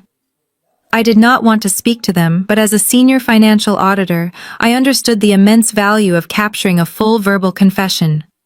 I opened a secondary digital recording application on my secure laptop and synchronized it with my mobile device. I tapped the green accept button and placed the phone flat on the cold marble island, turning the speakerphone volume to the maximum setting. I did not say a single word. I simply waited for them to fill the dead air. "Emma, please do not hang up the phone." Linda's voice burst through the speaker instantly. She was crying with loud theatrical sobs that echoed through my quiet kitchen. The harsh, demanding tone she had used to humiliate me her entire life was completely gone. In its place was the trembling, high-pitched wail of a terrified woman who had just realized she was completely powerless. "Emma, my sweet girl, please listen to me. I am so incredibly sorry. I am so sorry for everything. You have to understand that I was just stressed out. I was overwhelmed by the financial pressure, and I just misspoke." I leaned against the kitchen counter listening to her pathetic attempt to rewrite history. She was completely ignoring the decades of emotional abuse, the systematic financial exploitation, and the fact that she had treated me like a disposable servant. She honestly believed she could erase the horrifying reality of her actions by shedding a few fake tears over a cellular connection. "We are a family, Emma." Linda continued to sob, her voice cracking dramatically. "You cannot do this to us. You cannot let this happen to your own flesh and blood. Terrence just abandoned your sister in a parking lot and drove away. Ashley is completely hysterical, and she has absolutely nowhere to go. We are sitting in a dark, hot house with no electricity and no money. Please, Emma, I am begging you to show some compassion. I know I said some harsh things, but I never meant to hurt you. I was just trying to push you to be stronger. I am your mother and I love you." I stared at the phone, feeling absolutely nothing. Her words were a poorly constructed script designed entirely to manipulate my empathy. She was not apologizing for destroying my mental health or stealing my money. She was apologizing because she was hot broke and terrified of the police.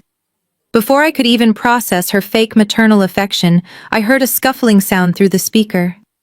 Richard had aggressively grabbed the phone away from his crying wife. "Emma, you need to listen to me right now," Richard pleaded. His deep, booming, authoritative voice was reduced to a frantic, wavering whisper. "I made a terrible mistake. I admit it. I made a massive error in judgment, but I only did it to protect our family. I was trying to save your sister's anniversary party. I was trying to keep our social standing intact. You know how important our reputation is in this neighborhood." I remained completely silent, letting the recording software capture every single syllable of his desperate confession. "You have to call the bank, Emma." Richard begged, his breathing heavy and erratic. "You have the power to fix this right now. You are the sole guarantor of Titan Holdings. You just need to call the Federal Banking Commission and the Regional Credit Union. Tell them it was a massive misunderstanding. Tell the investigators that you verbally authorized me to sign those loan documents on your behalf. Tell them it was just a clerical error and that you fully approve the $60,000 equity line. If you just retract the formal complaint, they will drop the federal fraud investigation." The sheer audacity of his request was staggering. My father was actively begging me to commit federal perjury. He wanted me to lie to government banking investigators and permanently ruin my pristine corporate auditing license just to save him from the consequences of his own intentional felony. He genuinely believed that his freedom was inherently more valuable than my entire career and my legal record. "Please, Emma." Richard's voice broke into a pathetic, wet sob. "I am an old man. I have heart problems and high blood pressure. I cannot survive in a federal prison. The stress alone will literally kill me. We are your family. We gave you life. Are you really going to stand by and send your own father to a federal penitentiary over a simple financial misunderstanding?" I looked at the digital recording software on my laptop screen. The audio wavelengths peaked and valleyed, perfectly capturing his entire criminal admission and his blatant attempt to solicit perjury. I had everything I needed: The trap was completely sealed. I leaned forward, resting my hands on the cool marble island. I positioned my face directly over the microphone of the smartphone. I did not yell. I did not sound angry or bitter. My voice was as calm, smooth, and deeply cold as a frozen lake. "I am not sending you to prison, Richard," I replied with absolute flawless enunciation.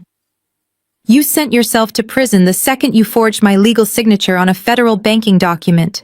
You stole my money. You mocked my existence. You demanded that I leave the house I paid for." "Emma, please," Linda screamed in the background. "We just want peace. We just want our family to be whole again." I smiled a sharp, ruthless smile that they could not see but would definitely feel. I pressed my finger over the red end call button, waiting for the perfect final second. "I am just helping you two have the peace you wanted without me." I pressed the button, terminating the connection instantly. The line went dead. I saved the audio file, locked my laptop, and poured myself another glass of sparkling water. The silence in my penthouse returned absolute and unbroken. I had delivered my final verdict, and there was no appeal. 80 days had passed since I walked out of that toxic suburban house and severed their financial lifeline. Inside those walls, the atmosphere had degraded into a suffocating nightmare of panic and denial. The electricity had been temporarily restored using the initial pathetic loan from Aunt Carol, but the looming threat of the federal banking investigation hung over Richard and Linda like an executioner's blade.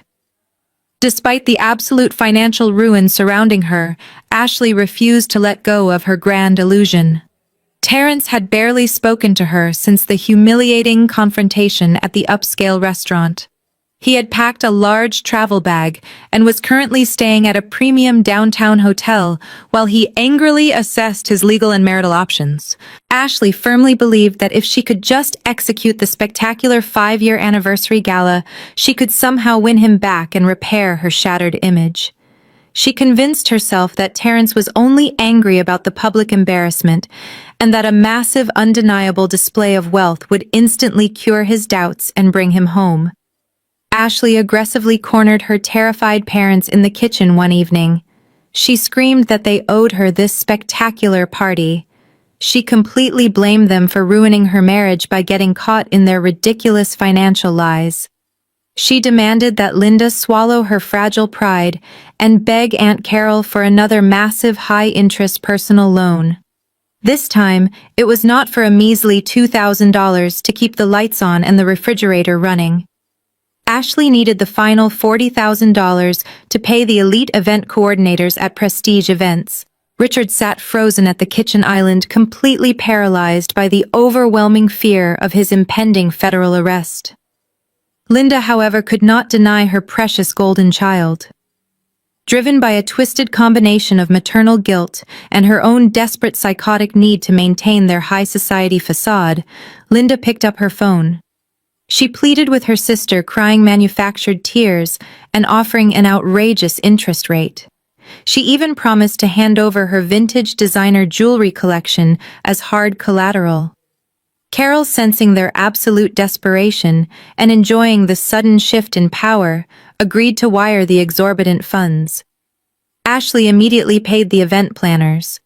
The gourmet caterers, the classical string orchestra, and the premium florists were officially booked for the upcoming weekend.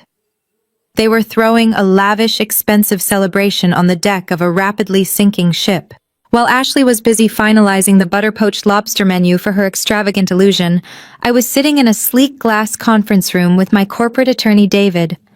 We were reviewing the complete financial timeline of Titan Holdings LLC. The mandatory waiting periods for the initial past due rent notices had officially expired. Richard and Linda had completely ignored the certified legal demands, choosing instead to funnel borrowed money into a fake high society party. David placed a fresh, thick stack of legal documents on the polished mahogany table.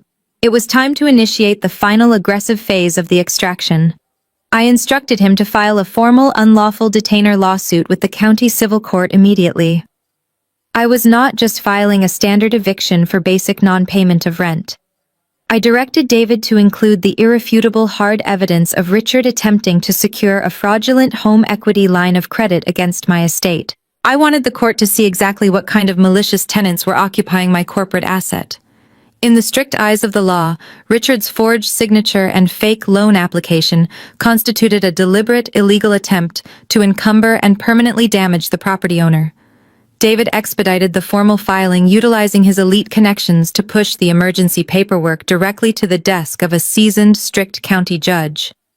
We did not have to wait long for the judicial system to process the absolute mountain of evidence I had meticulously compiled. The judge reviewed the massive unpaid rental balances that had accumulated over the past 80 days. He examined the time-stamped bank logs, the security footage stills, and the forged signature on the regional credit union application. The legal picture painted by my attorney was completely undeniable and heavily documented. The tenants were not just defaulting on their monthly financial obligations due to hardship. They were actively engaging in criminal fraud that directly threatened the financial integrity of the property owner. They were hostile, malicious occupants who posed an immediate danger to the corporate asset. The judge did not hesitate. He did not request a secondary mediation hearing or offer a temporary stay of execution for the struggling family. He picked up his heavy fountain pen and signed the official writ of possession. It was a strict, immediate, and completely ruthless eviction order. The document legally authorized the county sheriff department to arrive at the suburban estate and forcibly remove Richard, Linda, and Ashley from the premises without any further warning. The judge stamped the order, sealing their fate. My parents had just spent $40,000 of Aunt Carol's high-interest money to buy imported white orchids and premium champagne for a party they would never actually get to host. The 90-day countdown was officially over. The brutal reality they had tried so desperately to ignore was finally knocking on their front door, and the armed authorities were already scheduling the physical extraction. Day 90 arrived with clear blue skies and a gentle suburban breeze masking the absolute destruction waiting just out of sight. The sprawling backyard of the estate had been completely transformed into a breathtaking high society paradise. The event planners had utilized every single dollar of Aunt Carol's high-interest loan to construct a flawless illusion of generational wealth. Cascading arrangements of imported white orchids draped elegantly over the tall stone columns of the patio. A 10-piece classical string orchestra played softly from a raised wooden platform, while professional waitstaff in crisp black uniforms circulated with heavy silver trays of vintage champagne and butter-poached lobster appetizers. It was an absolute masterclass in grand financial delusion. Dozens of wealthy guests, including Terrence's affluent parents and extended relatives who had flown in from Chicago, mingled on the manicured lawn. They marveled at the sheer scale of the luxurious celebration, completely unaware that the ground they stood on was legally slipping away. Ashley floated through the crowded garden, wearing a custom-beaded gown that sparkled brilliantly under the afternoon sun. She held a crystal flute, playing the role of the flawless, glowing wife to absolute perfection. She laughed loudly, tossing her perfectly styled hair and greedily accepting the lavish compliments from her wealthy in-laws. She firmly believed that this overwhelming display of purchased luxury would erase the humiliating restaurant disaster and force her husband to return home. She convinced herself that Terrence would see this magnificent party and realize she was a high-value partner worth keeping. When Terrence finally stepped onto the stone patio, Ashley practically threw herself into his arms. She expected a romantic, passionate reunion in front of their captive audience to validate her fragile ego. Terrence did not return her embrace. He stood rigid in his dark, tailored suit, his face an impenetrable mask of cold, hard calculation. He allowed her to hold his arm purely for the benefit of his observing parents, but his dark eyes were completely dead. He had spent the last week residing in a premium downtown hotel, silently securing top-tier divorce attorneys and untangling his own finances from Ashley's toxic web. He only attended this ridiculous expensive gala to save face with his Chicago relatives and to personally witness the final desperate thrashing of his delusional wife. When Ashley leaned in and whispered in her husband's ear about how beautiful their future together would be, Terrence simply stared straight ahead and took a slow mechanical sip of his drink. He did not say a single reassuring word back to her. His silence was a deafening indictment of their entire fake marriage. On the other side of the sparkling swimming pool, Richard and Linda were performing the most exhausting acting routine of their entire lives. Richard wore a light linen summer suit, holding a premium cigar he could not actually afford to light. His face was flushed a deep, unhealthy shade of red, and he was sweating profusely despite the mild weather. Every time a guest praised the magnificent house or the extravagant catering, Richard forced a loud, booming laugh that sounded brittle and entirely hollow.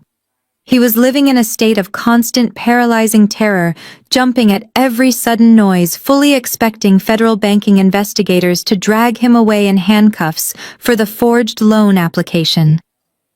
Linda stood firmly by his side, gripping her wine glass so tightly her knuckles were stark white. She smiled sweetly at Terrence's mother, exchanging polite country club gossip, while her internal reality was violently collapsing.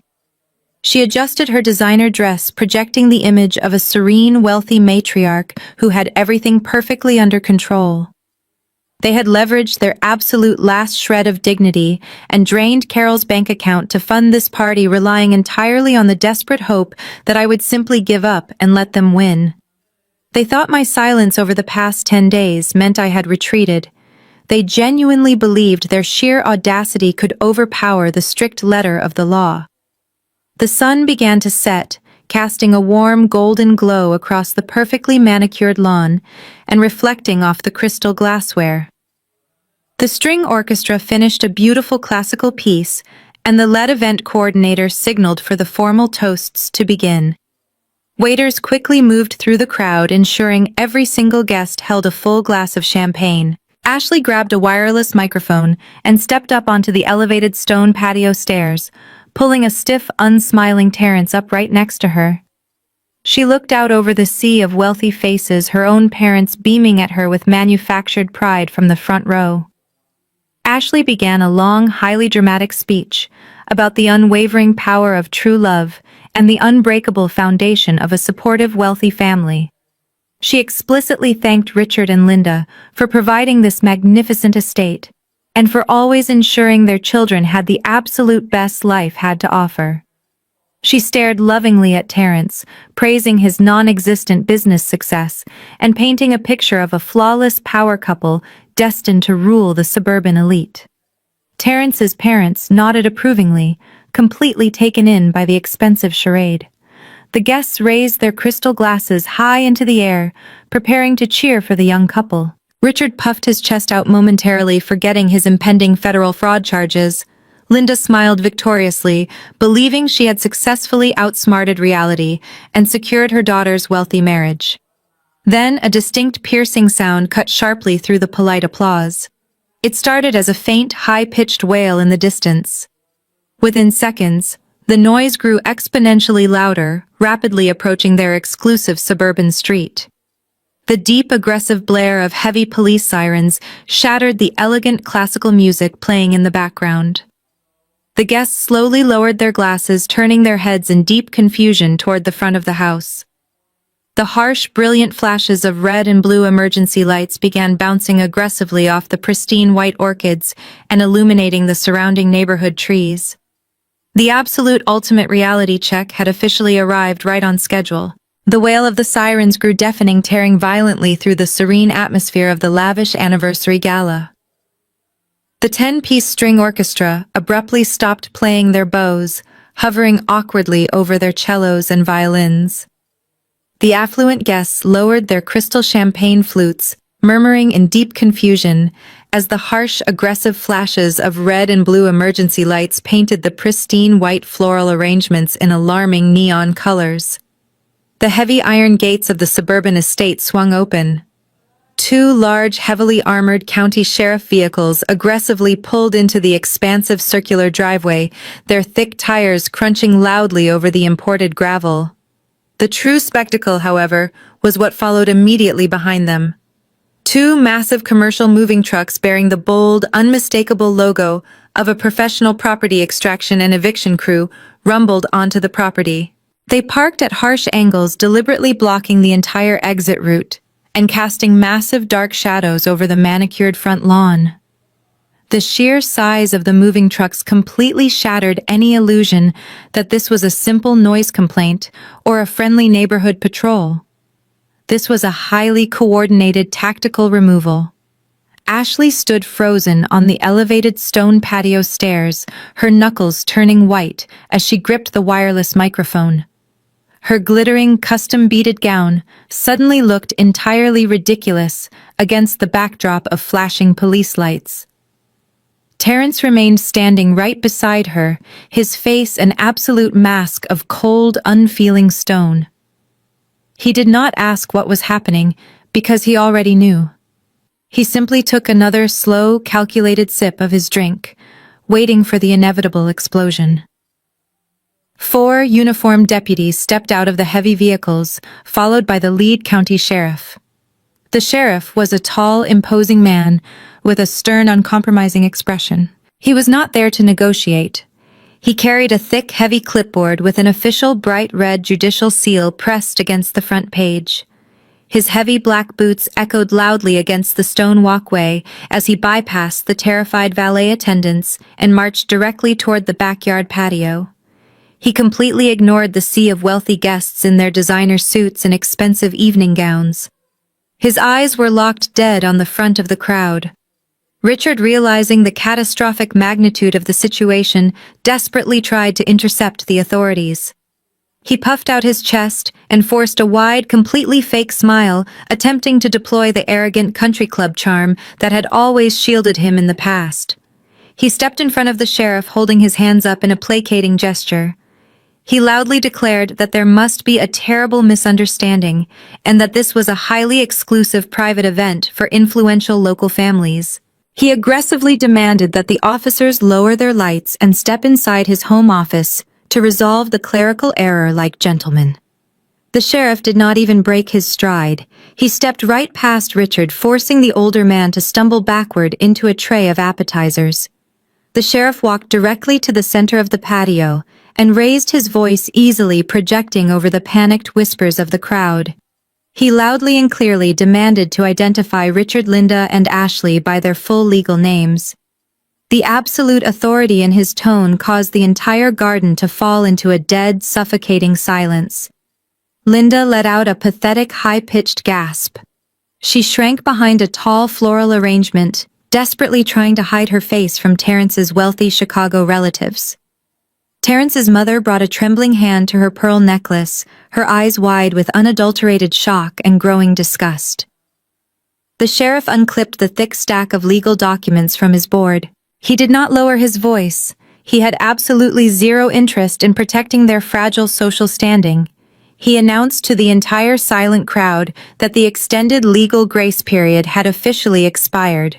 He stated clearly that a county judge had granted an immediate physical eviction order on behalf of the strict legal property owner, Titan Holdings LLC. He looked directly at Richard and Linda, declaring that they had unlawfully detained the property while accumulating massive unpaid financial obligations. Richard opened his mouth to protest, to scream that he was the owner of the estate, but the sheriff swiftly cut him off. The officer explicitly stated that the eviction was expedited due to severe malicious activity, including a highly active federal investigation into a fraudulent banking application filed against the property. The mention of federal fraud hung in the air like a dropped bomb. Terrence's father, who had built his legitimate business on strict integrity, took a massive step backward, physically distancing himself from Richard, as if the man were carrying a highly contagious disease. The sheriff delivered the final devastating blow. He announced that Richard, Linda, and Ashley had exactly 15 minutes to gather their essential personal belongings such as medications and basic identification. After that strict time frame, the commercial moving crew would begin seizing, packing, and physically removing all unauthorized property from the premises. He ordered them to vacate the estate immediately or face physical arrest for criminal trespassing. The flawless illusion of the wealthy, powerful family shattered into a million jagged pieces right there on the grass. The guests who had just been raising their glasses in a toast were now staring at their hosts with sheer horror and profound judgment. The whispers started instantly spreading through the crowd like a vicious wildfire. They were not wealthy elites. They were broke, desperate criminals being thrown out onto the street in front of everyone they had ever tried to impress. Ashley completely snapped. The terrifying reality of her absolute poverty and public humiliation finally broke her fragile mind. She dropped the microphone, and it hit the stone steps with a loud, piercing screech. She began to scream a raw, guttural sound of pure, unhinged fury. She shrieked that this was an illegal setup, that her sister was a jealous monster trying to ruin her perfect life. Her face contorted into a mask of ugly, desperate rage. A waiter carrying a silver tray of fresh champagne flutes tried to quickly scurry out of her way. Ashley turned and aggressively slapped her hand against the tray. The crystal glasses flew through the air and shattered violently against the patio stones, sending expensive champagne and sharp glass flying in every direction. She stomped her designer heels into the broken crystals, screaming at the police officers to get off her land. Terrence did not try to calm her down. He did not reach out to protect his wife. He simply stood there watching her humiliate herself beyond any point of return. The wealthy guests recovering from their initial shock did not look away out of respect. Instead, the absolute undeniable spectacle of the moment took over. Hands reached into expensive purses and tailored suit pockets. Across the manicured lawn, dozens of high-definition smartphone screens lit up. The guests pressed record, capturing every single second of Ashley's violent screaming tantrum and Richard's pathetic sobbing collapse. They were documenting the spectacular, fiery destruction of the fake empire for the entire world to see. The chaotic symphony of shattering glass and Ashley screaming at the county deputies was suddenly interrupted by the low, powerful hum of a massive engine. The heavy iron gates, which had been left wide open by the police cruisers, now welcomed a brand new arrival. A sleek, flawless black luxury SUV glided onto the imported gravel driveway. It moved with a slow, deliberate, predatory grace that instantly commanded the attention of every single person on the sprawling lawn. The wealthy guests who had been busy recording Ashley's epic meltdown slowly lowered their smartphones. They turned their heads toward the imposing vehicle, completely captivated by the sheer aura of wealth and authority it projected. The vehicle parked perfectly parallel to the sheriff's cruiser. The heavy tinted rear door swung open, and a thick, heavy silence fell over the chaotic garden. I stepped out of the back seat, and my designer heels made a sharp, crisp sound against the pavement. I was not wearing a glittering party dress or pretending to be a high society socialite. I wore an immaculate tailored midnight blue power suit that screamed absolute corporate dominance. My posture was perfectly straight, and my expression was an impenetrable mask of cold, calculated calm. I walked past the massive moving trucks and the flashing police lights, moving with the effortless confidence of a woman who completely owned the very ground she was stepping on. The whispering among the wealthy Chicago relatives and the local suburban elites intensified. They had no idea who I was, but they could instantly tell that I was the one pulling the strings. Terrence stood on the elevated stone patio watching my approach. He recognized the ruthless efficiency in my stride. He simply crossed his arms and watched the final act of this magnificent play unfold, completely stepping aside to let me deliver the fatal blow. Richard spotted me from across the lawn. The sight of me looking so wealthy and entirely in control completely shattered whatever tiny fraction of sanity he had left. He broke away from the sheriff and sprinted across the grass toward me. His light linen summer suit was stained with sweat and spilled champagne. His face was a mask of pure, unadulterated terror and desperate, pathetic panic. He practically threw himself in front of me, waving his hands wildly in the air. "Emma, you have to stop them," he begged, his booming voice reduced to a frantic, squeaky whine. "You have to tell the sheriff this is a massive mistake. You are humiliating us in front of everyone. You are destroying our reputation. Please, Emma. We are your parents. You cannot throw us out on the street like garbage in front of the whole neighborhood. Linda was standing a few feet away, clutching her chest and weeping loudly, trying to generate sympathy from the staring crowd. Ashley had completely frozen, her mouth hanging open in sheer disbelief as she realized the older sister she had relentlessly mocked was the architect of her absolute destruction. I did not flinch. I did not take a single step back. I looked at the pathetic, trembling man standing in front of me, and I smiled. It was not a warm smile. It was the sharp, ruthless grin of a financial auditor who had just balanced the books perfectly. I reached into the pocket of my tailored suit jacket and pulled out my encrypted smartphone. I did not say a single word to Richard. Instead, I walked directly past him and headed straight toward the massive professional audio equipment the event planners had set up for the string orchestra and the anniversary toasts. The sound technician had abandoned his post when the police arrived, leaving the main mixing console completely unattended. I stepped onto the elevated wooden platform and tapped the screen of my phone. I activated the Bluetooth connection. The system chimed loudly, signaling a successful pairing with the towering concert-grade speakers surrounding the patio. I opened the secure cloud folder labeled Legal Evidence and selected the very first audio file I had saved 90 days ago. The entire garden was dead silent, holding its collective breath. Everyone from the county deputies to the catering staff watched me with rapt attention. I pressed play. The sound of my mother's voice blasted through the massive speakers, echoing off the stone columns and ringing clearly across the manicured lawn for every single wealthy guest to hear. Emma is always causing drama. My mother's recorded voice sneered, dripping with absolute disdain. If she moved out, we could finally have some peace. Then my father's recorded voice boomed through the speakers, confirming her vicious sentiment. She is too attached to us. She will never leave. The recording ended with a sharp click. The silence that followed was absolute and terrifying. The wealthy guests stared at Richard and Linda with profound, utter disgust. Terrence's mother literally turned her back on Linda, refusing to even look at her. The grand illusion was entirely dead. The recorded proof of their breathtaking hypocrisy and arrogance hung heavily in the evening air, completely destroying any remaining shred of their fake high society dignity. Richard fell to his knees on the grass, completely broken by the inescapable reality of his own recorded words. Ashley covered her face with her hands, unable to handle the intense public humiliation. I looked down at my father and casually slipped my smartphone back into my tailored suit pocket. I made sure my voice carried clearly over the quiet evening breeze, perfectly audible to the sheriff, the moving crew, and the horrified guests.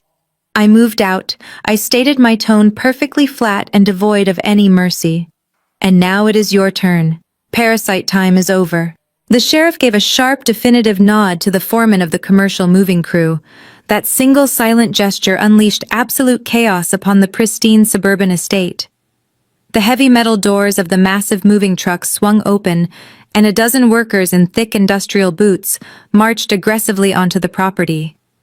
They did not care about the imported white orchids cascading from the stone columns. They did not care about the butter-poached lobster appetizers sitting on silver platters. They treated the luxurious mansion exactly like a hostile corporate asset that needed to be liquidated immediately. The workers stormed through the heavy oak front doors and began dismantling the fake empire piece by piece. Out came the expensive velvet sofa where Terrence used to sit and pretend to be a successful real estate mogul. Out came the heavy mahogany desk where Richard had foolishly forged his life away on a federal banking document. Out came the custom silk drapes, the flat-screen televisions, and Ashley's massive wardrobe of designer dresses. The pristine, manicured lawn, previously the stage for a high-society anniversary gala, instantly transformed into a humiliating, chaotic dumping ground. The wealthy guests from Chicago stood in absolute stunned silence, watching the physical destruction of the family they thought they knew. The members of the classical string orchestra quietly packed up their cellos and violins, fleeing the property to avoid the escalating legal disaster. Linda tried to physically block a burly mover who was carrying her expensive vanity mirror out the front door. She grabbed the frame and screamed that it was a priceless antique. A county deputy firmly stepped between them. He grabbed Linda by the arm and pulled her aside, warning her in a loud, authoritative voice that she would be placed under immediate physical arrest for obstructing a strict judicial court order.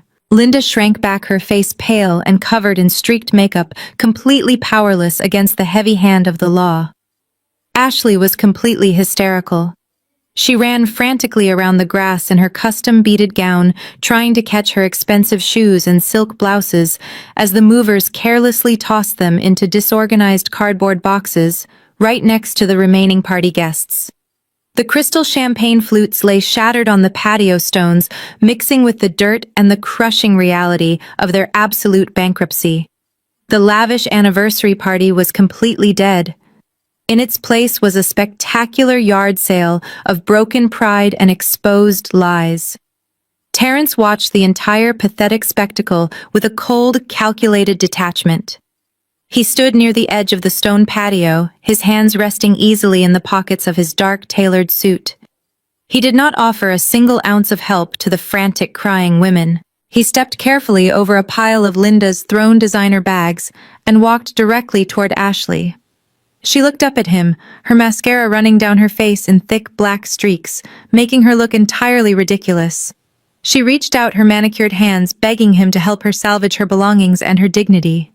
She cried out that they could start over, that his wealthy parents could help them secure a new, beautiful house in a different, upscale neighborhood. Terrence looked at her with a level of disgust so profound it made the surrounding air feel freezing cold. He did not yell. He did not raise his voice or cause an unnecessary scene. He simply reached down to his left hand. He slid the heavy gold wedding band off his finger. He held the expensive piece of jewelry in the air for a fraction of a second, forcing Ashley to watch as he completely severed their connection. He dropped the ring directly onto the dirt, right next to her ruined designer heels. He looked at his sobbing wife and spoke with absolute flawless finality. "The divorce papers will be sent to you tomorrow morning if you even have an address to receive them." Terrence turned his back on her and walked straight toward the driveway. He marched to his leased luxury sedan, climbed into the driver's seat, and drove off the property without looking in the rearview mirror for a single second. His wealthy parents immediately followed his lead. They marched silently past Richard and Linda, getting into their black town car, and speeding away from the humiliating disaster, taking their money and their social status back to Chicago forever. Ashley let out a guttural, agonizing scream, falling to her knees in the dirt and clutching her ruined dress. The sheriff suddenly received a sharp electronic alert on his shoulder radio. He listened closely to the dispatch operator, his stern expression hardening even further. He unclipped his radio and confirmed the transmission. He turned around and walked directly toward Richard. My father was sitting on a thrown velvet cushion on the grass, clutching his chest in absolute panic and watching his life completely evaporate. The sheriff announced in a booming voice that he had just received direct confirmation from the Federal Banking Commission. The formal arrest warrant for felony wire fraud and identity theft had been officially approved and signed by a federal judge. The time for serving civil eviction papers was over. This was now a highly active criminal crime scene. Two heavily armed county deputies flanked Richard instantly. They grabbed his arms and forcefully twisted them behind his back. The sharp, terrifying click of solid metal handcuffs echoed clearly across the ruined garden, cutting through Ashley's loud sobbing. Richard began to cry uncontrollably. The arrogant man who had spent his entire life belittling my career and demanding respect was now weeping like a terrified child. He begged the deputies for mercy, claiming he had a severe medical condition and that his heart could not handle the stress. The deputies completely ignored his pathetic whining. They read him his Miranda rights in a loud, clear voice, marching him across the imported gravel driveway. They pushed his head down and aggressively shoved him into the back of the armored police cruiser, slamming the heavy door shut. Linda watched her husband being locked inside the police vehicle like a common criminal. The flashing red and blue emergency lights reflected brightly off her terrified, tear-stained face. She turned around slowly to look at the massive pile of furniture, clothes, and broken crystal scattered across the lawn. Her entire life, her elite social standing, her arrogant pride, and her fake generational wealth had been completely eradicated in exactly 90 days. She let out a raw, agonizing scream that ripped through the quiet suburban neighborhood. Her knees buckled violently underneath her, and she collapsed face first onto a pile of cheap cardboard boxes and discarded clothes. I stood perfectly still by my sleek black SUV, watching her hit the absolute rock bottom she dug for herself. 90 days had passed since the flashing red and blue police lights faded into the warm suburban night. The spectacular collapse of my biological family was now a permanent, irreversible reality. The legal and financial consequences of their breathtaking arrogance had crashed down upon them with the absolute force of a wrecking ball. The justice system, operating with cold mechanical efficiency, completely dismantled the fake empire they had spent decades trying to protect. Richard managed to avoid a federal prison cell, but his punishment was arguably a fate far worse for a man so entirely obsessed with his public image.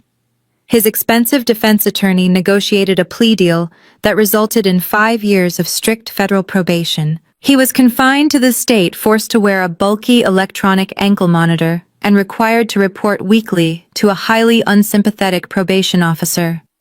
But the true devastating blow was the total annihilation of his financial identity. The federal fraud conviction permanently and completely destroyed his credit score. He was legally flagged by every major banking institution in the country. Richard could never again apply for a mortgage, sign a commercial lease, or even secure a basic low-limit credit card. He was officially a financial ghost, completely stripped of the artificial purchasing power that had defined his entire pathetic existence. Without Richard's ability to borrow money, Linda and Ashley were thrown violently into a harsh, unfamiliar world. Their new residence was not a sprawling estate with manicured lawns and imported white orchids. They were forced to move into a cheap, run-down extended-stay motel on the industrial outskirts of the city. The cramped rooms smelled of stale cigarette smoke and industrial bleach, a stark, horrifying contrast to the luxury they once demanded. Ashley's spectacular downfall was absolute. Terrence made good on his parking lot promise. His ruthless legal team expedited a brutal divorce settlement that left her with absolutely zero spousal support. He successfully argued that she had lured him into a fraudulent marriage under completely false financial pretenses. Ashley lost her husband, her fake wealthy status, and her entire social media following. The golden child was entirely stripped of her gold. To survive and to pay back the massive high-interest $40,000 loan they foolishly begged from Aunt Carol, Linda, and Ashley were forced into the exact type of labor they had spent their entire lives mocking. Aunt Carol showed absolutely zero familial mercy. She demanded her money back with aggressive weekly installments, threatening to sue them in civil court if they defaulted. To meet her ruthless demands, Linda and Ashley secured jobs as waitresses at a greasy local diner located just off the interstate highway. The two women who previously spent their afternoons sipping vintage champagne and criticizing the working class were now forced to wear cheap, stiff polyester uniforms. They spent their days wiping down sticky tables, carrying heavy trays of fried food, and enduring the loud demands of impatient truck drivers. Their soft, manicured hands were now permanently calloused and burned from hot industrial dishwater. The karmic retribution was flawless and completely inescapable.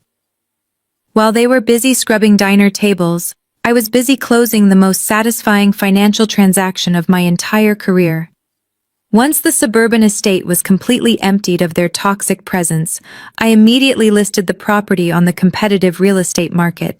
Without the parasitic drain of their constant utility usage and reckless behavior, the pristine house attracted multiple aggressive buyers. Within 3 weeks, Titan Holdings LLC accepted a massive all-cash offer from a legitimate wealthy tech executive. The property closed seamlessly through escrow, yielding a spectacular net profit that far exceeded my initial rescue investment from 4 years ago. I had effectively monetized my own traumatic past, turning their eviction into a massive corporate victory. I did not simply hoard the massive profit in a silent offshore account. I took a significant portion of the real estate windfall and transferred it directly into a newly established philanthropic endowment. I created a robust academic and professional scholarship fund specifically designed for young, driven women attempting to escape toxic, manipulative family environments. The grant provided full university tuition and aggressive financial literacy training, ensuring that these young women would never have to rely on abusive relatives or arrogant men for their basic survival. I used the money generated from my family's absolute financial failure to purchase total absolute freedom for women who actually deserved it. I was breaking the vicious cycle of dependency and using my professional skills to construct impenetrable safety nets for the next generation. The sun was slowly setting over the sprawling downtown skyline, casting a brilliant array of orange and purple light against the towering glass skyscrapers. I stood alone on the expansive private balcony of my luxury penthouse. The evening air was crisp and refreshing, carrying the vibrant, energetic hum of the city far below. I wore a tailored silk robe, feeling the soft, expensive fabric against my skin. I held a delicate crystal glass filled with a rare, expensive vintage red wine. I took a slow, deliberate sip, letting the rich, complex flavors settle on my tongue. I looked out over the glittering horizon, feeling a profound, absolute sense of weightlessness. There were no more incoming frantic phone calls demanding utility payments. There were no more fake high society dinners where I had to sit in silence and swallow their cruel, calculated insults. There were no more manipulative guilt trips designed to drain my bank accounts and feed their endless, ravenous egos. My mother had stood in my living room exactly 90 days ago, loudly complaining that I caused too much drama. She had explicitly stated that if I just moved out, they could finally have some peace. I smiled, taking another slow, satisfying sip of my wine. I had given them exactly what they asked for. I had removed my financial protection, my patience, and my presence from their lives forever. The profound, overwhelming silence in my beautiful penthouse was the greatest reward I could have ever imagined. I had completely severed the rotting branches of my family tree, and the roots I planted for myself were entirely unbreakable. I took a deep, cleansing breath and looked up at the darkening sky.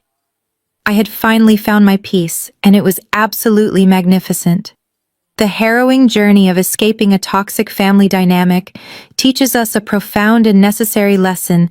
Shared DNA does not automatically entitle anyone to your peace, your resources, or your sanity. For too long, society has pushed the narrative that we must endure emotional and financial abuse simply because it comes from blood relatives. However, this story completely shatters that dangerous illusion.